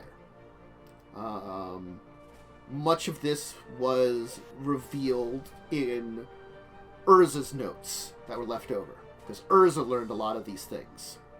The origins of Yawgmoth, the originator of it. Mm-hmm. That Yawgmoth was a Thoranian that caused a civil war, and basically during the civil war, Urborg's side effectively won, but at the cost of driving him and his folks into what was Phyrexia. The origins of the actual demi-plane of Phyrexia are unknown. According to Urza's notes, he speculated that some unknown planar traveler had a powerful one that had magical abilities that are unknown to us, maybe tapered the plane, or maybe perhaps even created it. It's unknown. It's unknown if someone would be powerful enough to do that, but regardless. The plane existed then for some time until it was Urza's mistakes, which basically brought them back to the forefront. They'd always been looking for a way in. Urza and his brother let them in during the Antiquities War. Unearthed their old portal that had let them originally been between the demi-plane in this world. The portal was, of course, destroyed in the destruction of Argoth with the end of the Brothers' War. Not that the portal wasn't in a shape that a major invasion could happen anyway. A couple of agents could be sent through, and that was pretty much it, and things like that. And influence could be sent through it more than anything. But a full-scale invasion was difficult through that portal. But it was gone, and the Phyrexians had found other ways to try to influence and affect the world for generations. For a few thousand years, they were working their way in, finding an opportunity, making plans. They made, apparently, what would be considered a number of attempts to create a basis for an invasion, but it wasn't until the creation of the artificial plane of Rath. Using probably similar technology or magical spells than the ones that created their own demi-plane, to create an artificial plane. It's speculated that's how they were able to create it, is studying of their own plane's existence allowed them to master the ability to create a demi-plane, an artificial plane. It took a lot of time and energy. The Flowstone furnace was the core of this. It grew the plane, basically. And it's surmised that the way it grew the plane, it was taking in energy, extraplanar energy, and converting it to basically the matter which was Flowstone. Maybe even drawing it from other planes, or other sources. It's not exactly sure the exact source of it all, but since there was a lot of bringing things from other planes, perhaps it was grown from, like, stealing matter from other places, almost. From a combination of, like, many, many, many different realities, so it would be unnoticeable and not be detracted. Regardless, Rath was created, Phyrexia invaded. Phyrexia was all about basically converting things into biomechanical. Undeath was maybe a word to describe it. There was a level of necromancy to their existence, but it isn't necromancy the way you would think about it. It's more that there can be flesh there, there might not be. It's a matter of, like, recreating flesh in a mechanical nature is the ultimate goal of it. But sometimes flesh is needed to retain that creation. The level of replacement depends on the complexity of the creature and ultimately the evolution of it. The idea of a completed creature is a creature that has been completely converted in a way to Phyrexian in nature. It is truly mechanical and has pretty much no biologicals left over, but it mimics the biological completely. Like it's like what you did with your lungs, Kaz, but full replacement. Lungs. Yeah. I'm gonna do it to my arm later. Yeah. So, the nature of Phyrexians, very complex. It is speculated because of the merger between worlds. It's one of the reasons that Dominarians seem to have a particular resistance to the nature that is Phyrexian oil. Phyrexian oil is a very clawing, caustic conversion substance. And it's dangerous. It's basically, think of like, in a combination outside of the games, I've always referred to it as like Borg nanoprobes. They convert you to Phyrexian. Thing about Dominaria is a plane that merged with Rath. Rath was made of flowstone. Flowstone was nanomachines. That's what Phyrexian oil is. Nanomachines. Micro magical robots. Basically cell-sized magical robots. Because they're like magic technology. More than like, still level of science to them. But it's still like, it's got that like, it's powered by magical energies rather than, tiny batteries, which you do probably if you were going to create a machine in real life. It also allowed for the creation a lot more efficiently in a way by combining science and magic. So basically, everything in your reality was in fact merged with nanomachines. All the actual reality portion of it. The generation that existed during that war was still susceptible to Phyrexian oil. In the last couple hundred years, anything born after that probably has flowstone in them, honestly. A microscopic portion of it. Probably inert. Because the flowstone of Rath was inert after it was formed into landscape. Flowstone was good at mimicking stuff, hence Claud. It mimicked a plane. So, like, honestly, your wife probably doesn't have the same resistance as you would. Your daughter certainly would have the same resistance, because both of you have been born post the apocalypse, the war. Mm-hmm. So you're naturally born with that exposure. Now, granted, those people that have been around, like your wife or any other long-lived races, have had exposure that might have them more resistance now after a few hundred years, but it's not the same. That's why Phyrexian oil still is about. It still can have effects, but it never has the same effect as it did during the war. It can't, because of the nature of just like, your body understands what a nanomachine is a lot more than any other plane. You basically have had generations to adapt to it and create biological or naturally magical defenses to it, almost in a way. So Dominaria would basically be a hard plane to invade. Now, not impossible, but to complete, they basically have to go for like a forced completion rather than a one using oil. Oil is very subtle and slow, but it is strong in most cases. It was kind of like it was one of their biological weapons was basically give time in an area like that. But also the Phyrexians used a lot of bioweapons to try to kill things. They like engineered plagues and stuff like that, magical plagues, and Yawgmoth himself appeared as a living cloud of death, which is assumed that he was in a form of the surmising by the Clarion College is that he formed himself into kind of like a hive of advanced Phyrexian nanomachines that basically corrupted and destroyed life, disintegrating it, and it was that blast of energy from the null moon that disrupted him and destroyed his consciousness, causing all the excess of him to become inert. But he was basically a living plague cloud at the end.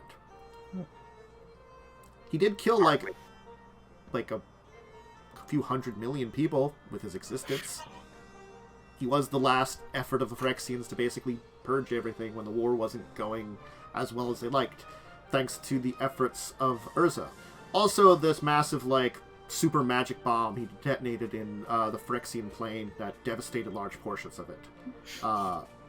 The part of that you wouldn't know about, that I will note outside of game, was by sacrificing a whole lot of planeswalkers to power it. Sounds about right. Yeah, Bad. Urborg was a dick.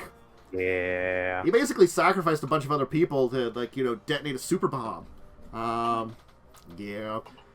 Good intentions, because, fighting Phyrexians. Bad reasons for those good intentions. Vengeance.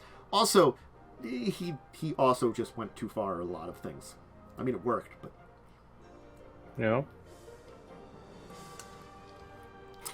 Yep. Yeah.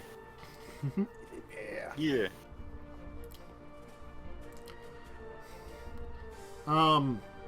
And probably your daughter will kind of, like, review the idea that Urza's looked after at a mixed light. He did the right thing, it turns out in the end, because he did...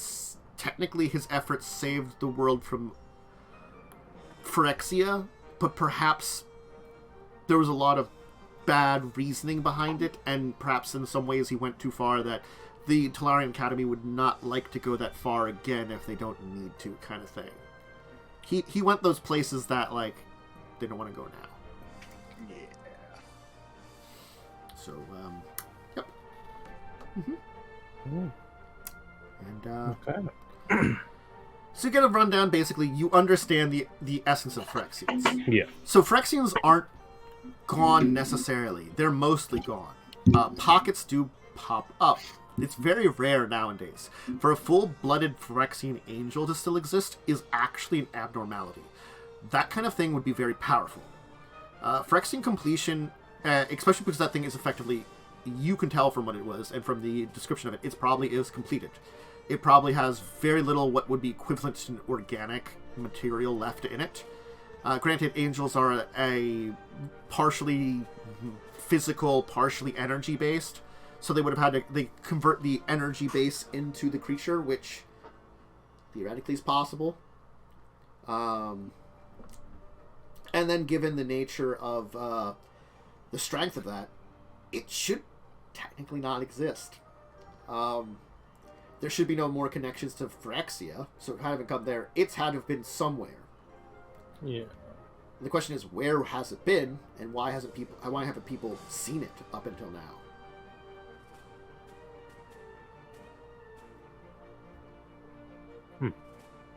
Okay.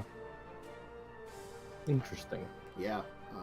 Kind of at the end of the conversation, your daughter would be like, an angel like that is dangerous and powerful. Certainly. Powerful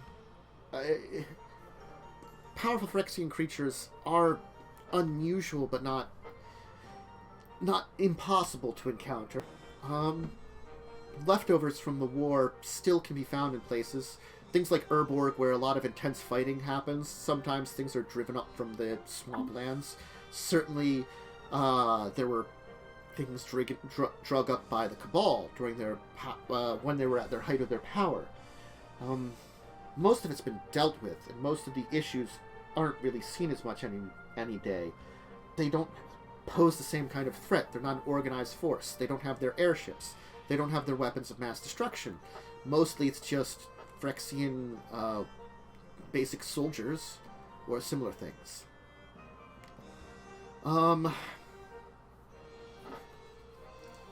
Yeah, I just don't know how that angel could have existed and we wouldn't have known about it for the last 300 years. Something has to be. Maybe it was in stasis or trapped, or it wouldn't have been recently created. It couldn't have been recently created. Well, I believe our intent is to go to Urborg eventually. Soon. Ish. Okay. Perhaps we will learn something about this creature there. If you do, Maybe please we'll inform kill me. it. We're good at killing. If you wish to try it, but it might be dangerous to do such a thing anyway. The thing I worry about, rather than the ability to kill it, because that is a possibility, I worry about its nature. It is probably more refined than most of the things you've encountered up till now. It is perfectly working Phyrexian technology. Most Phyrexian technology as exists is broken or damaged at best. At worst, defunct. Are we away from... Yeah, this is like a private meeting probably later on. You know about the thing under the main Talarian campus? Yes, I am required to assist them occasionally, because Phyrexian nature is purely black mana in nature. My studies into black mana and understanding of it are critical. I tend to work out of the Orvada office, but they sometimes have to call me into the main campus. My point is, you know the man that's down there now? I've been informed about the man that converted himself partially to something akin to Phyrexian. He had a lot of working Phyrexian technology. From what I can tell, most of his technology was still rebuilt. He got it working. He repaired it. But Yes. repairing it is different than something that doesn't need to be repaired. We're working from a basic knowledge that we have, and maybe not a perfect knowledge of what the technology should have done. There might be issues with the technology that we don't understand that we're recreating or cheating in a way. Didn't those bitches steal some Phyrexian technology Oh my from god, us? they stole so much Phyrexian technology from us. They stole so much Phyrexian technology from us. I don't remember what they stole. I just remember being mad that they stole. It was a room that was filled with stuff that was probably damaged or broken. So it was the stuff that had to be repaired, but it was the stuff in the midst of being studied. It was mostly parts. Still, nonetheless, But it was a lot. the problem with the parts is most Phyrexians, even those that would be built for warrior class, something like the Angel, especially the Angel, might have some basic understandings of their technology that we don't have. It means that rather than we repairing something with the understanding we have, the Angel could repair it to a better exact degree, because the Angel would understand it more.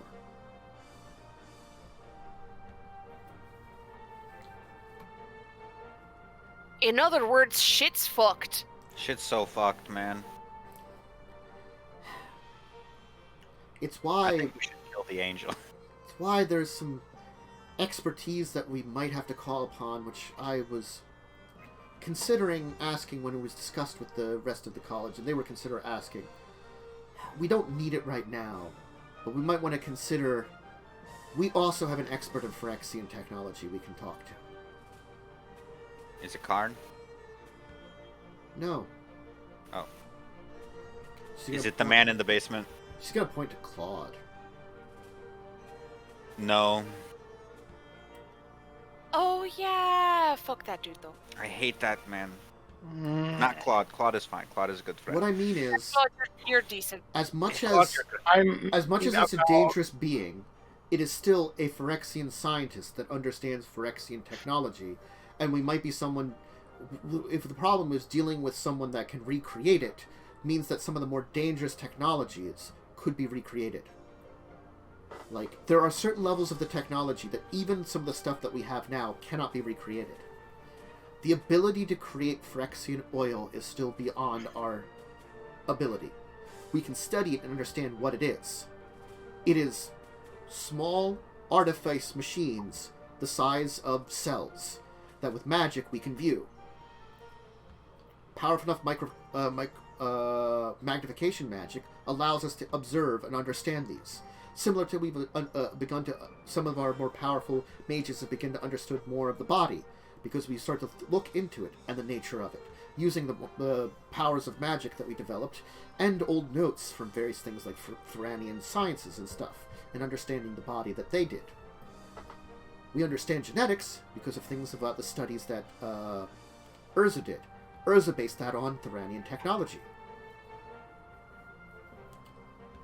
Studying things like, and manipulating DNA using magic. Thing is, there are levels of science that could probably do this, but we don't understand that. The Phyrexians merged magic and science to a degree that we can't recreate, because we're not Thuranians. Oh, what if you could talk to a Thuranian? Isn't a Thuranian expert on Thuranian technology? No, she's 17. Still, that'd be interesting to speak to a Thuranian. Well, we do Where have did one you of get a them. Thuranian? Box. Found her on Yavameo. In a Yeah, box. we did find her in a In this- box. She was in the box. Stasis, I mean, I believe she told does us. know a little bit about technology. She She flew know- that one, like, flying What? contraption thing. It's because she built the Thopter. Exactly, so she's smart. Well, the matter of being smart and the matter of understanding it is, I would assume if she knew how to build like something like a Thopter, that's something that we can build sort of stuff like that nowadays. It's the difference between that's what you learn to do. Phyrexians learn about their own nature, about creation of things like Phyrexian oil and growing it. She could still help. I am hesitant in involving her. I am also hesitant in involving her because She- she's 17. She has expressed to me a regret that she is what she is. It's true the Thuranians caused a lot of issues. Much of their history is obscured by time, though certainly, again, most of what we learned from the back end of their civilizations through the notes that Urza managed to assemble through his own research in digging up a lot of Thuranian artifacts, and of course dealing with the knowledge that he learned of the things there. From what we can tell, Urborg was not a friendly person, and many of his experiments were destructive on non-Thuranians at the time.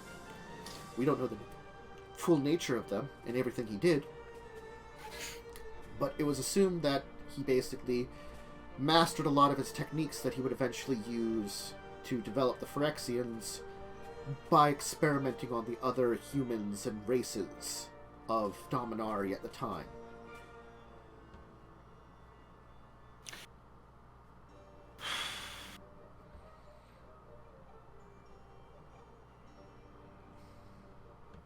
I'm sick of the Phyrexians. I think everyone is. They've been a plague on this plane for thousands of years. For probably well over 10,000 years. And they still are.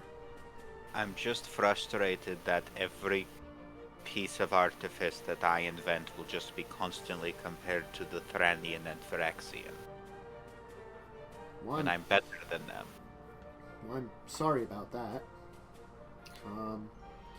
The fact is, they were great scientists, so... Sure, but they sucked about it. I mean, they did a lot of horrible things from what can be told. The Thranians had the superiority complex and used it to, like, elevate themselves before ultimately causing a massive crash and decline. They were Phyrexians did the same thing. bitches. Well, I don't think the Phyrexians necessarily went through decline. They attempted to eliminate and invade an entire plane and were thwarted. Okay, they didn't cause the decline. Well, they caused the events that led to their decline. It was a crash. They died. I mean, a Thranian superweapon was really what caused their end. Yes. The Null Moon has been disabled effectively since then. So if something like that would happen again, the super weapon that we used to defeat them before doesn't work anymore. And honestly, no one knows how to travel to the moon and survive at this point in time. It's speculated that perhaps the Thranians had ways of traveling beyond the normal bounds of our space, but... I have some theories about how to do it. That's besides the point. Do you think... No, this is a bad idea, but do you think if the Phyrexians succeed and kind of come back, we could convince Piru to help? Dragon? I don't know. Yeah. As far as I know, an Elder Dragon spawns from a time before the Thranians. Most Elder Dragons do. Yeah. So it would have no knowledge of what a Phyrexian would be. I should go visit that dragon.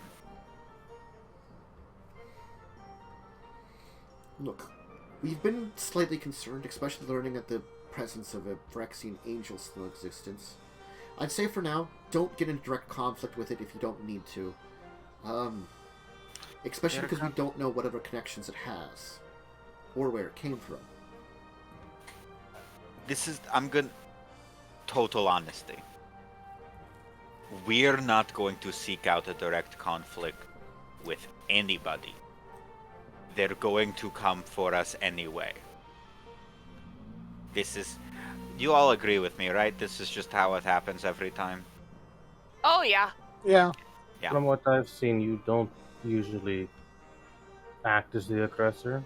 No. We don't mean to get into so much trouble. Trouble just finds us. Exactly.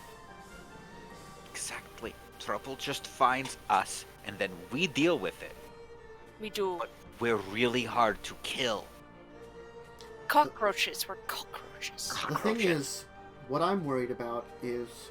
With fire. You discussed with the main campus that your encounter was driven on by the fact that you have a component that's part of the Predator's main engine, right? Yes. A critical part of it. What I'm thinking is, that might be the easy way. Attacking and bothering you might be the easy way. Yes, it is. Well, it was, until we proved that we're really hard to kill. Exactly. You're hard to kill. You might be less important now. The Predator was theoretically only one of the most intact ships. The Phyrexian invaded with a fleet of ships. Hundreds of them. They perhaps just have to act to gain back one other engine if they're looking for an engine. And they have something that understands the nature of Phyrexian technology. Now, I have dibs on those ships. And I'm willing to make an issue about that. But see, that's where I'm kind of concerned, is perhaps because you've created such an issue, maybe you're less of one. Less of an issue. I've never been called less of an issue in my life. Yes, I'm now slightly offended about that. There are probably easier ways to deal with, and it seems as though competing with you seems to be very open And this group has obviously remained secretive. Well, about the secretive nature of this group and their movements, and I cannot stress this enough, do not mention this to Jasper. There is part of our company that I manage specifically myself. I have a very large network of eyes and ears that keep an eye on any artifact theft or requirements. I'm aware. I figured you were. Look, That's where Talaria got some of their things. Talaria is aware of these things, and in fact, because of the nature of our family, it's another reason that I think they kept me close and in the knowledge, because if I was related to the top end of the family, there's been discussion on not whoever takes over the company, whoever represents us within the Orvadan government. Currently, Jasper's been taking up that job when there needs to be meetings with council, or Mother, representing the family. But Talaria's been trying to convince me to actually become involved with the politics of Orvada, with an idea of steering the nation in directions more useful for Talaria in this case. Orvada has always been more of a neutral nation because of their nature as merchants, but and helped provide a lot of funding more than anything during the war with the Phyrexians. Orvada didn't suffer a lot, though, as it was not part of many of the direct attacks. It wasn't one of the major nations, which was fortunate for us. We didn't suffer like Benalia did. The idea is maybe to get us more involved in the future, in case things like this happen, especially with a lot of worry of some things from recent talk of things like issues with the Cabal. There's still Phyrexians around. A lot of the other issues that have happened over the years, and signs that perhaps more planar-based things still exist. That we're not out of the woods, even though it feels like it should be.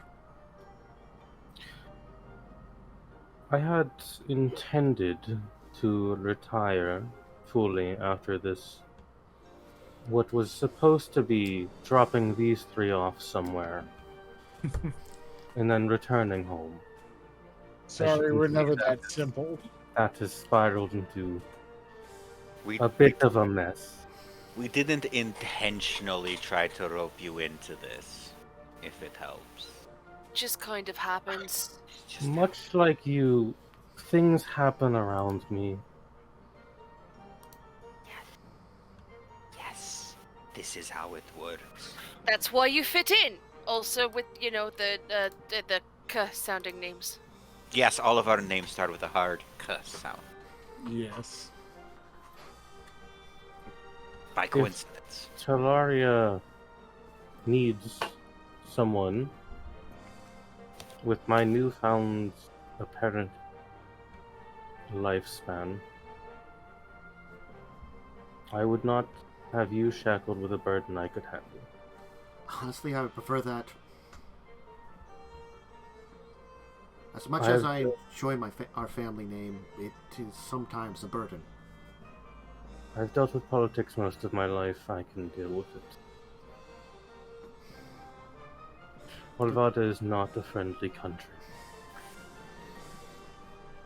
What's so rare that we get the 12 families to agree to anything?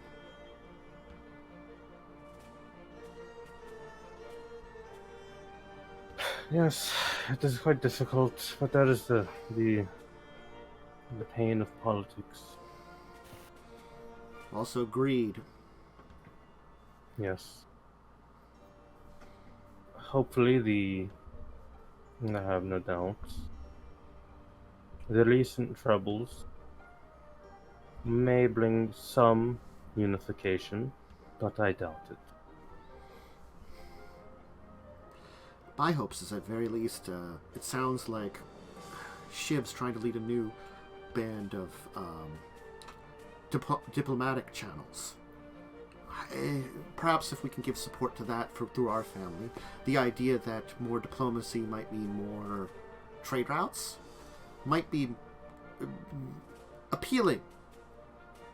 And regardless, then, the Orvada has always been more of an open country that way. But just encouraging it more might be good. And helping with this kind of, I guess, more globalized community across the world.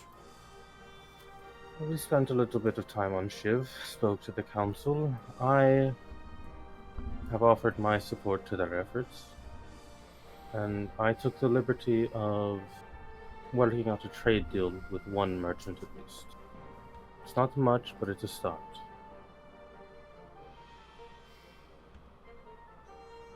I'll leave you to be concerned with that mostly, and continue to use Brother as a proxy. The position of being pushed by Dominaria wasn't critical right now. Many of the issues that have arisen as of late have taken priority. There are things brewing, much as is the Cabal brood, and Dominaria wants to be on top of it a lot more, especially if this one's planning on using Phyrexian technology much more. Yes, well,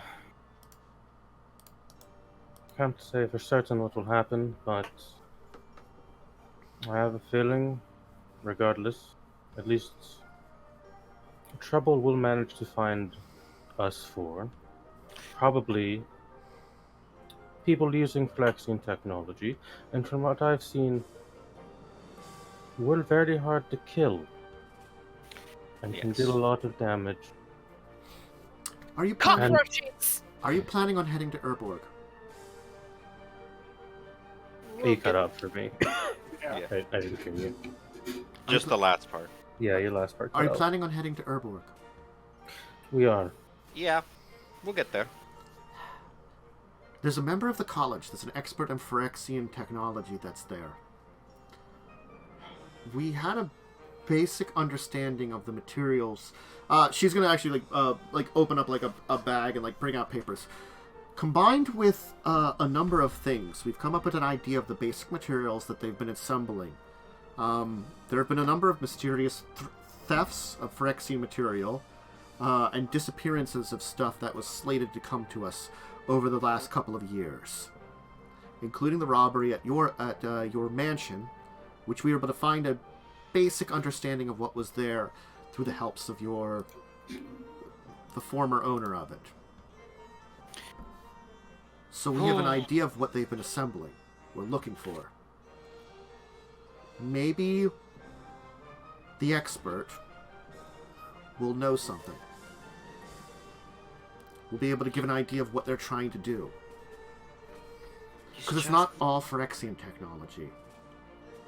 He's just such an ass. What? Just the man in Claud, the man inside of Claud, that expert man. Oh, not him. Oh. He was saying a man in Urborg. Oh, the man in Urborg. Yeah. More willing to do that. So much more willing to talk to that man than the man inside of Claud. Yeah, I don't like to bring him out. Timon Thar. Timon Thar. Okay. It would be wise to seek him out, yes. Any information would be good. I believe he's on one of the, I can't remember off the top of my head, one of the port cities on the southern side of Urborg. One of the islands? One of the port cities in the main island. So it might be an ingress into Urborg in the first place. If you're heading towards where the kind of like, I'll kind of give you an idea of locations of the map. So this would be in the southern side. If you're looking for connections to Nevinneral and his empire, it's also on the southern side. Towards the middle but eastern side is where Carrie could maybe contact Muldrotha, if you want to try to contact Muldrotha. Element. Elemental. The remains of the Evankar Tower is very central Urborg. So it's kind of at the center of it. Northern Urborg, you probably don't want to go to, but that's where a lot of the volcanic regions are, to the northern side of the island. Because it's getting closer to Bogarden, where the black and red mana kind of mixes a little bit. You wouldn't be exactly sure of the exact location of the Predator's remains, but you would assume it would be near the Evankar Tower. I have to remember if there's anything else we had on the list of stuff that was Urborg related. There was a bunch. Were we going to say hi to the cat people? Or was that just a joke? Up to you on that one. It might be making peaceful connections with them could be helpful. There aren't a huge amount of them left. That would probably be in the same region as Muldrotha. They live in that same region. Muldrotha does offer some generalized protection to them. Not on purpose. They tend to just stay under her radar. And, that works. It is the elemental incarnation of Rath, so... Ooh, fun. Yeah, it is, because it's green and black mana, so, That sounds lovely. Yeah.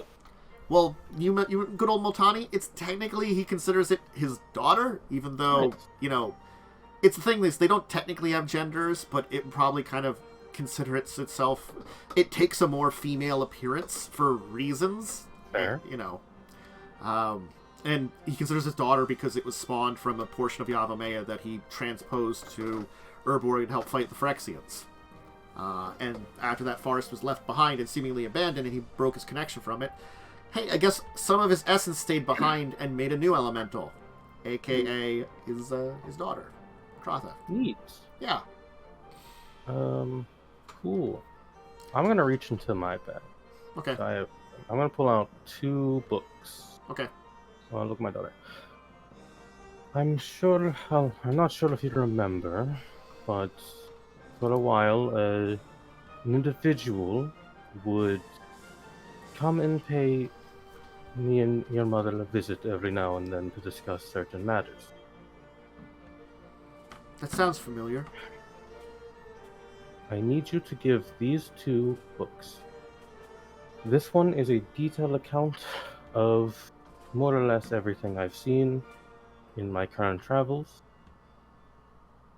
This one is contacts for my little network. I need you to give these to Nim. That's our best friend. Ah, yeah, I remember. He's supposed to be a distant relatives of Mom's, right? Yes. Okay. Something about him being like a distant uncle or something. Yes, that is the case. I fear I will not have time to hand deliver these to him or have a conversation. But I feel he should have as much information on what is going on from a first-hand account as possible. Do you want me to call him? Calling him would help as well. Okay. I can just do that right now. Not if you want to. I mean, nothing.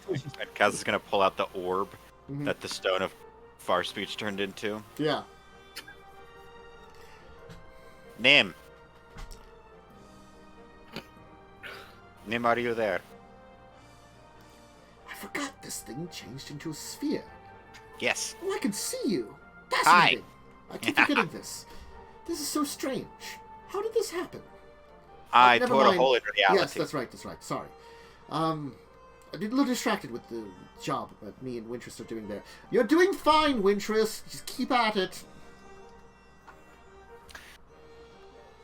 This call isn't for me. It's for someone else. Cole?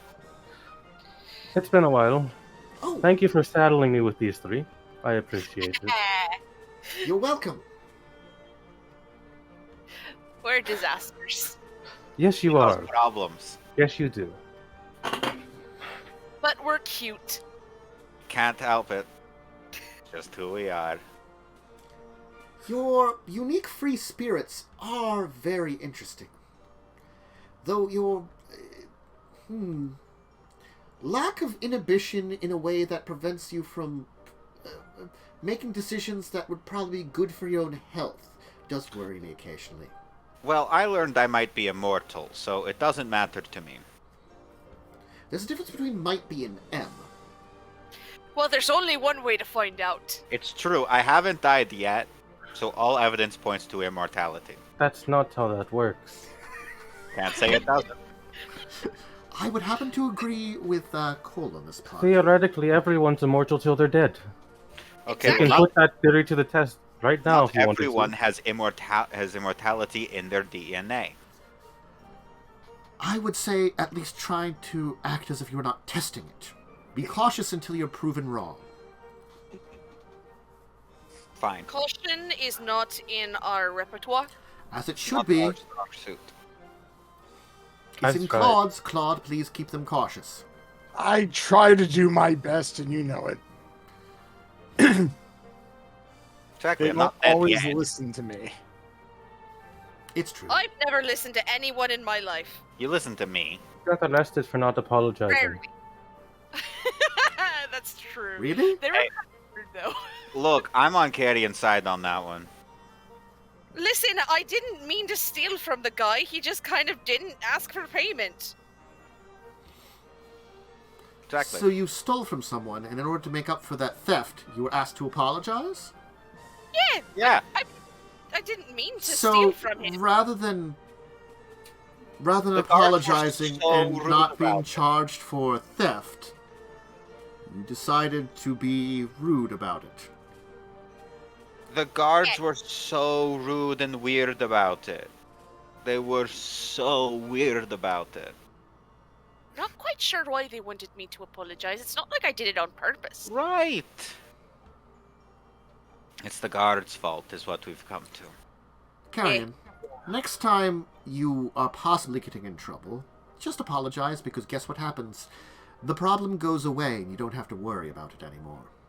Or, get this, Nim, I can run from my problems. I've tried to tell her that eventually that's going to stop working. It's already stopped working. I'm afraid that you are global superstars now. Yes. That means there. we are. Yes, which means now your problems can't be run away from because people will find you. They know how to find you. And we're Well, so here's hard the to kill. thing.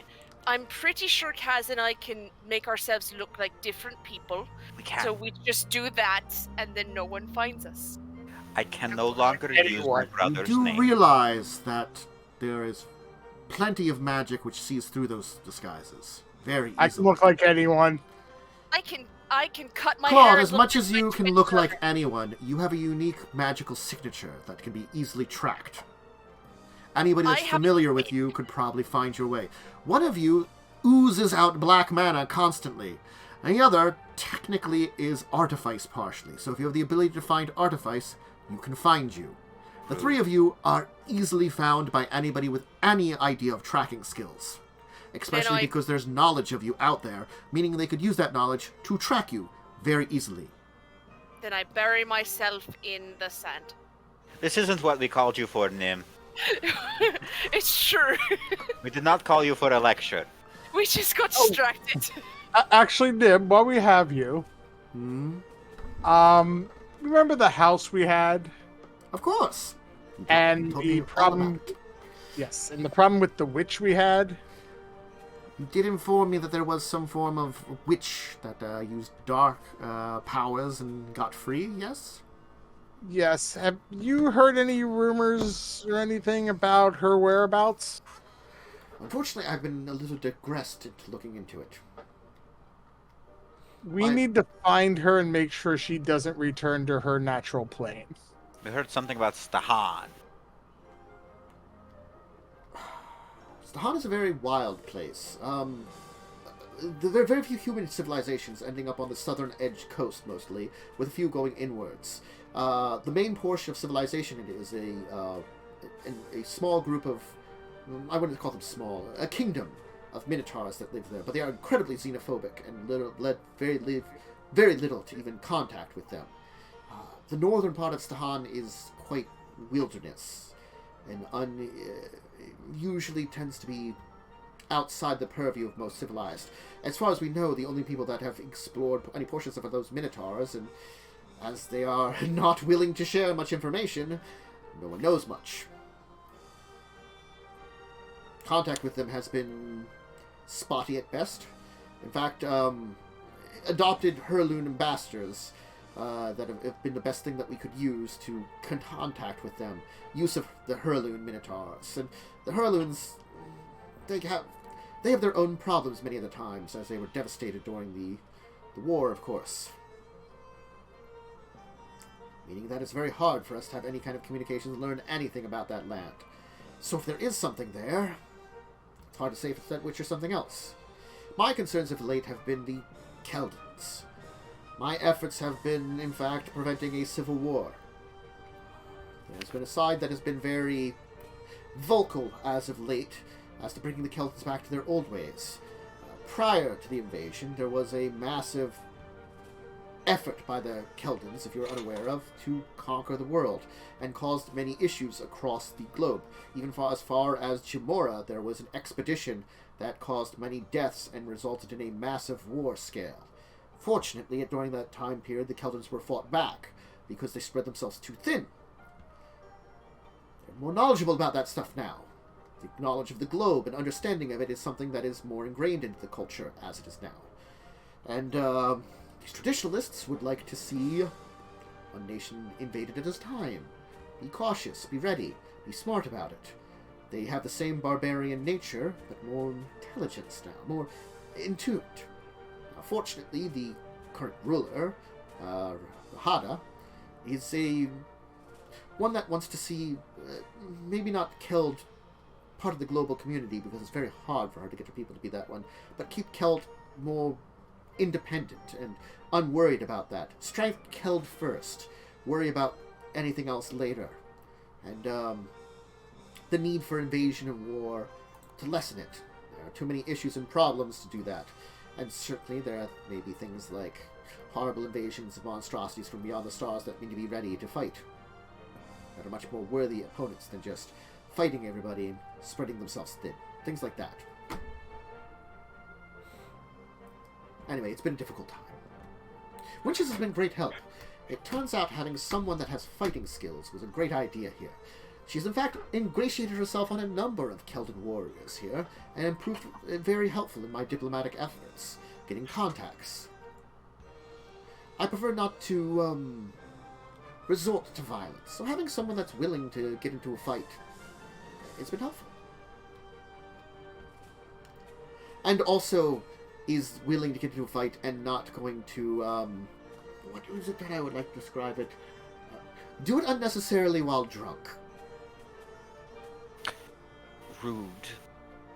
I'm not talking We've about been you, more Kazzrann. sober lately. I wasn't referring to about you, Kazzrann. As much as Miss Carey would have also been a great fighter, you do tend to lose control sometimes. To be fair, I don't really get drunk anymore either. It's true. We've just been drinking tea. Still, have you gained enough control that you are not going to get into a fight with someone? No. No. Because I haven't tried. Then my questions in this case have been answered, and I am glad at my decision. To be fair, Winter started most of our shit, so I'm glad she's gotten better. It's less that she causes issue, and more that she just does Wintress things. You have to understand the nature of Wintress things. Like burning down a village because I got arrested. I've discussed that with her, and it turns out that she thought it was a great idea because, honestly, she didn't know the village would burn down. It was more a matter of causing a fire to cause a distraction to break you out, and she just so happens to light the wrong thing on fire. People don't realize how easy it is to accidentally burn down a village.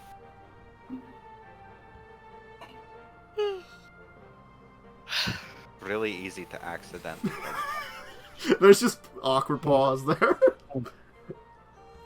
According to you and Carrie, yes. If it This helps you still sleep at night. isn't why we called you.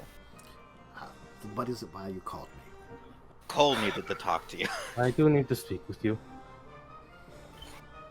So, All right. well, I can't make the journey to see you myself, and I regret that, because it would be nice to catch up with you. I'm going to be sending you a few items, so you can be better informed on what is going on currently. I will be sending you a first-hand account of everything that happened on Yavamea, similar to the ones my wife and I used to provide you when we went around the globe dealing with magical bullshit. Your assistance for those many years was very helpful. Dominaria is never stable. As much as it appears so even now during these ages, it is a powder keg. The nations, and especially when I've heard tale that Shiv is making efforts to create better connections. That is wonderful. Still, there is much tension between many of the empires. Even after the invasion seemingly united the world, it did not. A lot of old hatreds still exist. Yes, and as I was hoping to fully retire and leave this life, it seems that fate has other ideas, and someone's bag exploded, and now I'm going to live a lot longer. Imploded. You're not wrong. That is technically correct. And that's wonderful. So I will be dealing with this stuff for a lot longer, it seems. The other thing, and I'm not sure how much I will end up regretting this, but it seems needed. Now I'm going to be giving you access to what is more or less my little spy network. And by little, I mean I have people on every continent keeping eyes on everything. It'll be quite useful. Very. The Kelton issue has just been one major one, but there's been a few other issues that have been brewing in the background as of late that need to be dealt with. There's been a recent resurgence. It seems a group within the Cabal has found strength. Yes, I've been recently informed of that, and, well, regardless if I had been shackled to this group to deal with these problems, which I'm more than happy to, honestly. It's quite fun. There's a rumor going around that seems to be very interesting, that perhaps maybe you should know about, Kazzrann. Recently there's word that they've captured a high-valued prisoner. You got your fucking brother! Son of a bitch! Okay. Particular We have to goblin go that was to the apparently Cabal. a thorn in their side? I fucked up, Nim. This is one time I'm willing to admit that I made a mistake. To be fair, you didn't even like him. I didn't hate him, and I didn't want him to be kidnapped by the Cabal. So I had been using my younger brother's name because I thought he was still on Shiv and far inland in a no-name fucking village in the middle of goddamn nowhere. No. Idiot left the island. And has been having his own bullshit adventures. Well, then that Knock seems off. particularly issue if your brother is the one that they've captured, a high-valued goblin target. Fortunately, it seems as though he's all right for now. From my information network, I was worried that it was actually you that they had captured, honestly. Nobody could take me alive. I'd die first. Would not let them take you alive. No, I did blow them all up in a horrific fashion. Like we did with that orc village. Or I would kill you myself. Exactly. I'd let Carrion kill me first. Well, regardless, You? they apparently are transporting the target with plans. They apparently captured him and are bringing him to Urborg. As far as my information has heard the rumors. It should be arriving in Urborg within a few weeks. Now, this group has an encampment in the west. He'll give you some information on where to find these. You don't have, like, the route the ship is going to take, do you? Unfortunately, no. Oh, shame. I was just going to suggest we just intercept the ship. I just know that they captured him in Jamora. Apparently was found in southern Jamora, around Farva. I'm not sure what he was doing there. Look, what are you doing in Jamora? Nobody goes to Jamora. Oh, Slarvad, you fucking idiot. So, Nim, the Cobalt doesn't really, like, experiment for scientific endeavor, right? No. Oh, thank God. And I'm sorry, I'm going to correct things. Switch north and south on Urborg, because I had to check the map here. I was thinking it was on the southern side of Bogardens, the northern side of Bogardens. Sorry, it's the south is where the north is where you're going to be going for stuff. The east and west is still the same. That was just me forgetting and not checking the map because I'm on like 3 different pages for stuff, you know. Okay. Because it turns out my father, and possibly his father, is Squee. That explains a lot. Yeah, right? So we have that going on. And now I need to find him. To make sure he's alive. That might be particularly dangerous in this group's hands, regardless. If there is a level of even immortality passed down from your father, even resistances to death, they could discover it, and I would assume, is your brother also the son of Squee, or is it just you? We don't know for sure.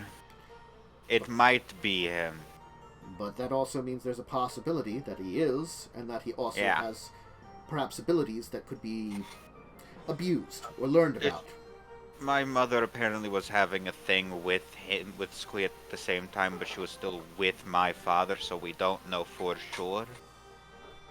If Slarvad is also Squee's kid. So...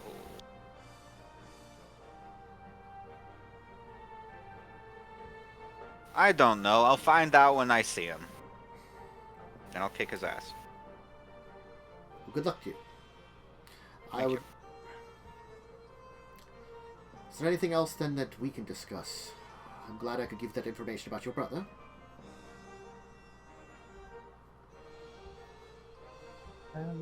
Not that I'm presently aware of. My daughter will be bringing the package to me. Excellent. It'll be good to get her out of the academy for a little bit because she keeps. I'm just going to close and kind of glare at her. She keeps overworking herself. Needs a vacation. I can arrange to be. He'll say it like a certain date on one of the Keldon ports on the southern side of Icehaven. So he can arrange for that. He'll arrange a meeting at some point then, and then just be like, all right, excellent. Then arrange for that meeting. If there's anything else you need of me or such, make sure to contact me. And if I find anything else, I guess I will call you.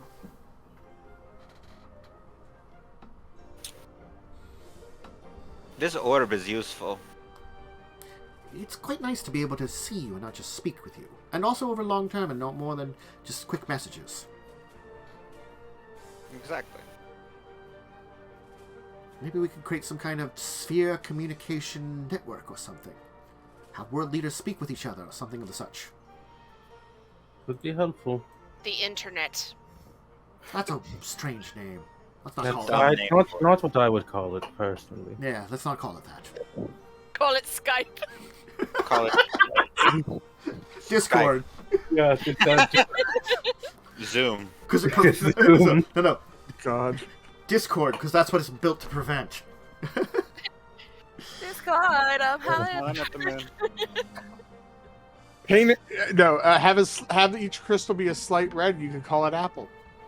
Oh, No. I'm not Gwyneth Paltrow. Samsung. It's the second time I got to make one of those jokes from the in-between break. But anyway, as you end your call with Nim, and you're probably pretty close to your time done here in Orvada, let's end for today. Yay! Yeah. Urborg beckons, and now you have a number of things to do in Urborg. You have 4 locations to at least visit on the list. Actually, 5 locations to visit, technically, I'd say. 5 Go all over that shitty-ass country. visit all of them. Mm-hmm. You get to choose the order of operations. PEMDAS. So, anyway, let's give shout-outs and stuff. Matt, we'll start with you. Hey, I am in fact here. I am just on the floor. Yeah, that's why replacement Mads is on top of you. That's a really weird way of saying that. I'm going to move on to Fish. Fish. I would also prefer Carrion over me. Sure. You work on that. I'm not going there. I'm not going there. It went there in my brain. There's weird things I was going to say, but I'm not going to say off stream. Okay. Hi, everybody. I'm Fish Harlan. This week you can find me autographing box sets of The Hobbit, but specifically the 1977 animated version. Ooh, nice. Good one. That's a good one, yeah. Not sorry to say this, but better than the Steve Jackson one.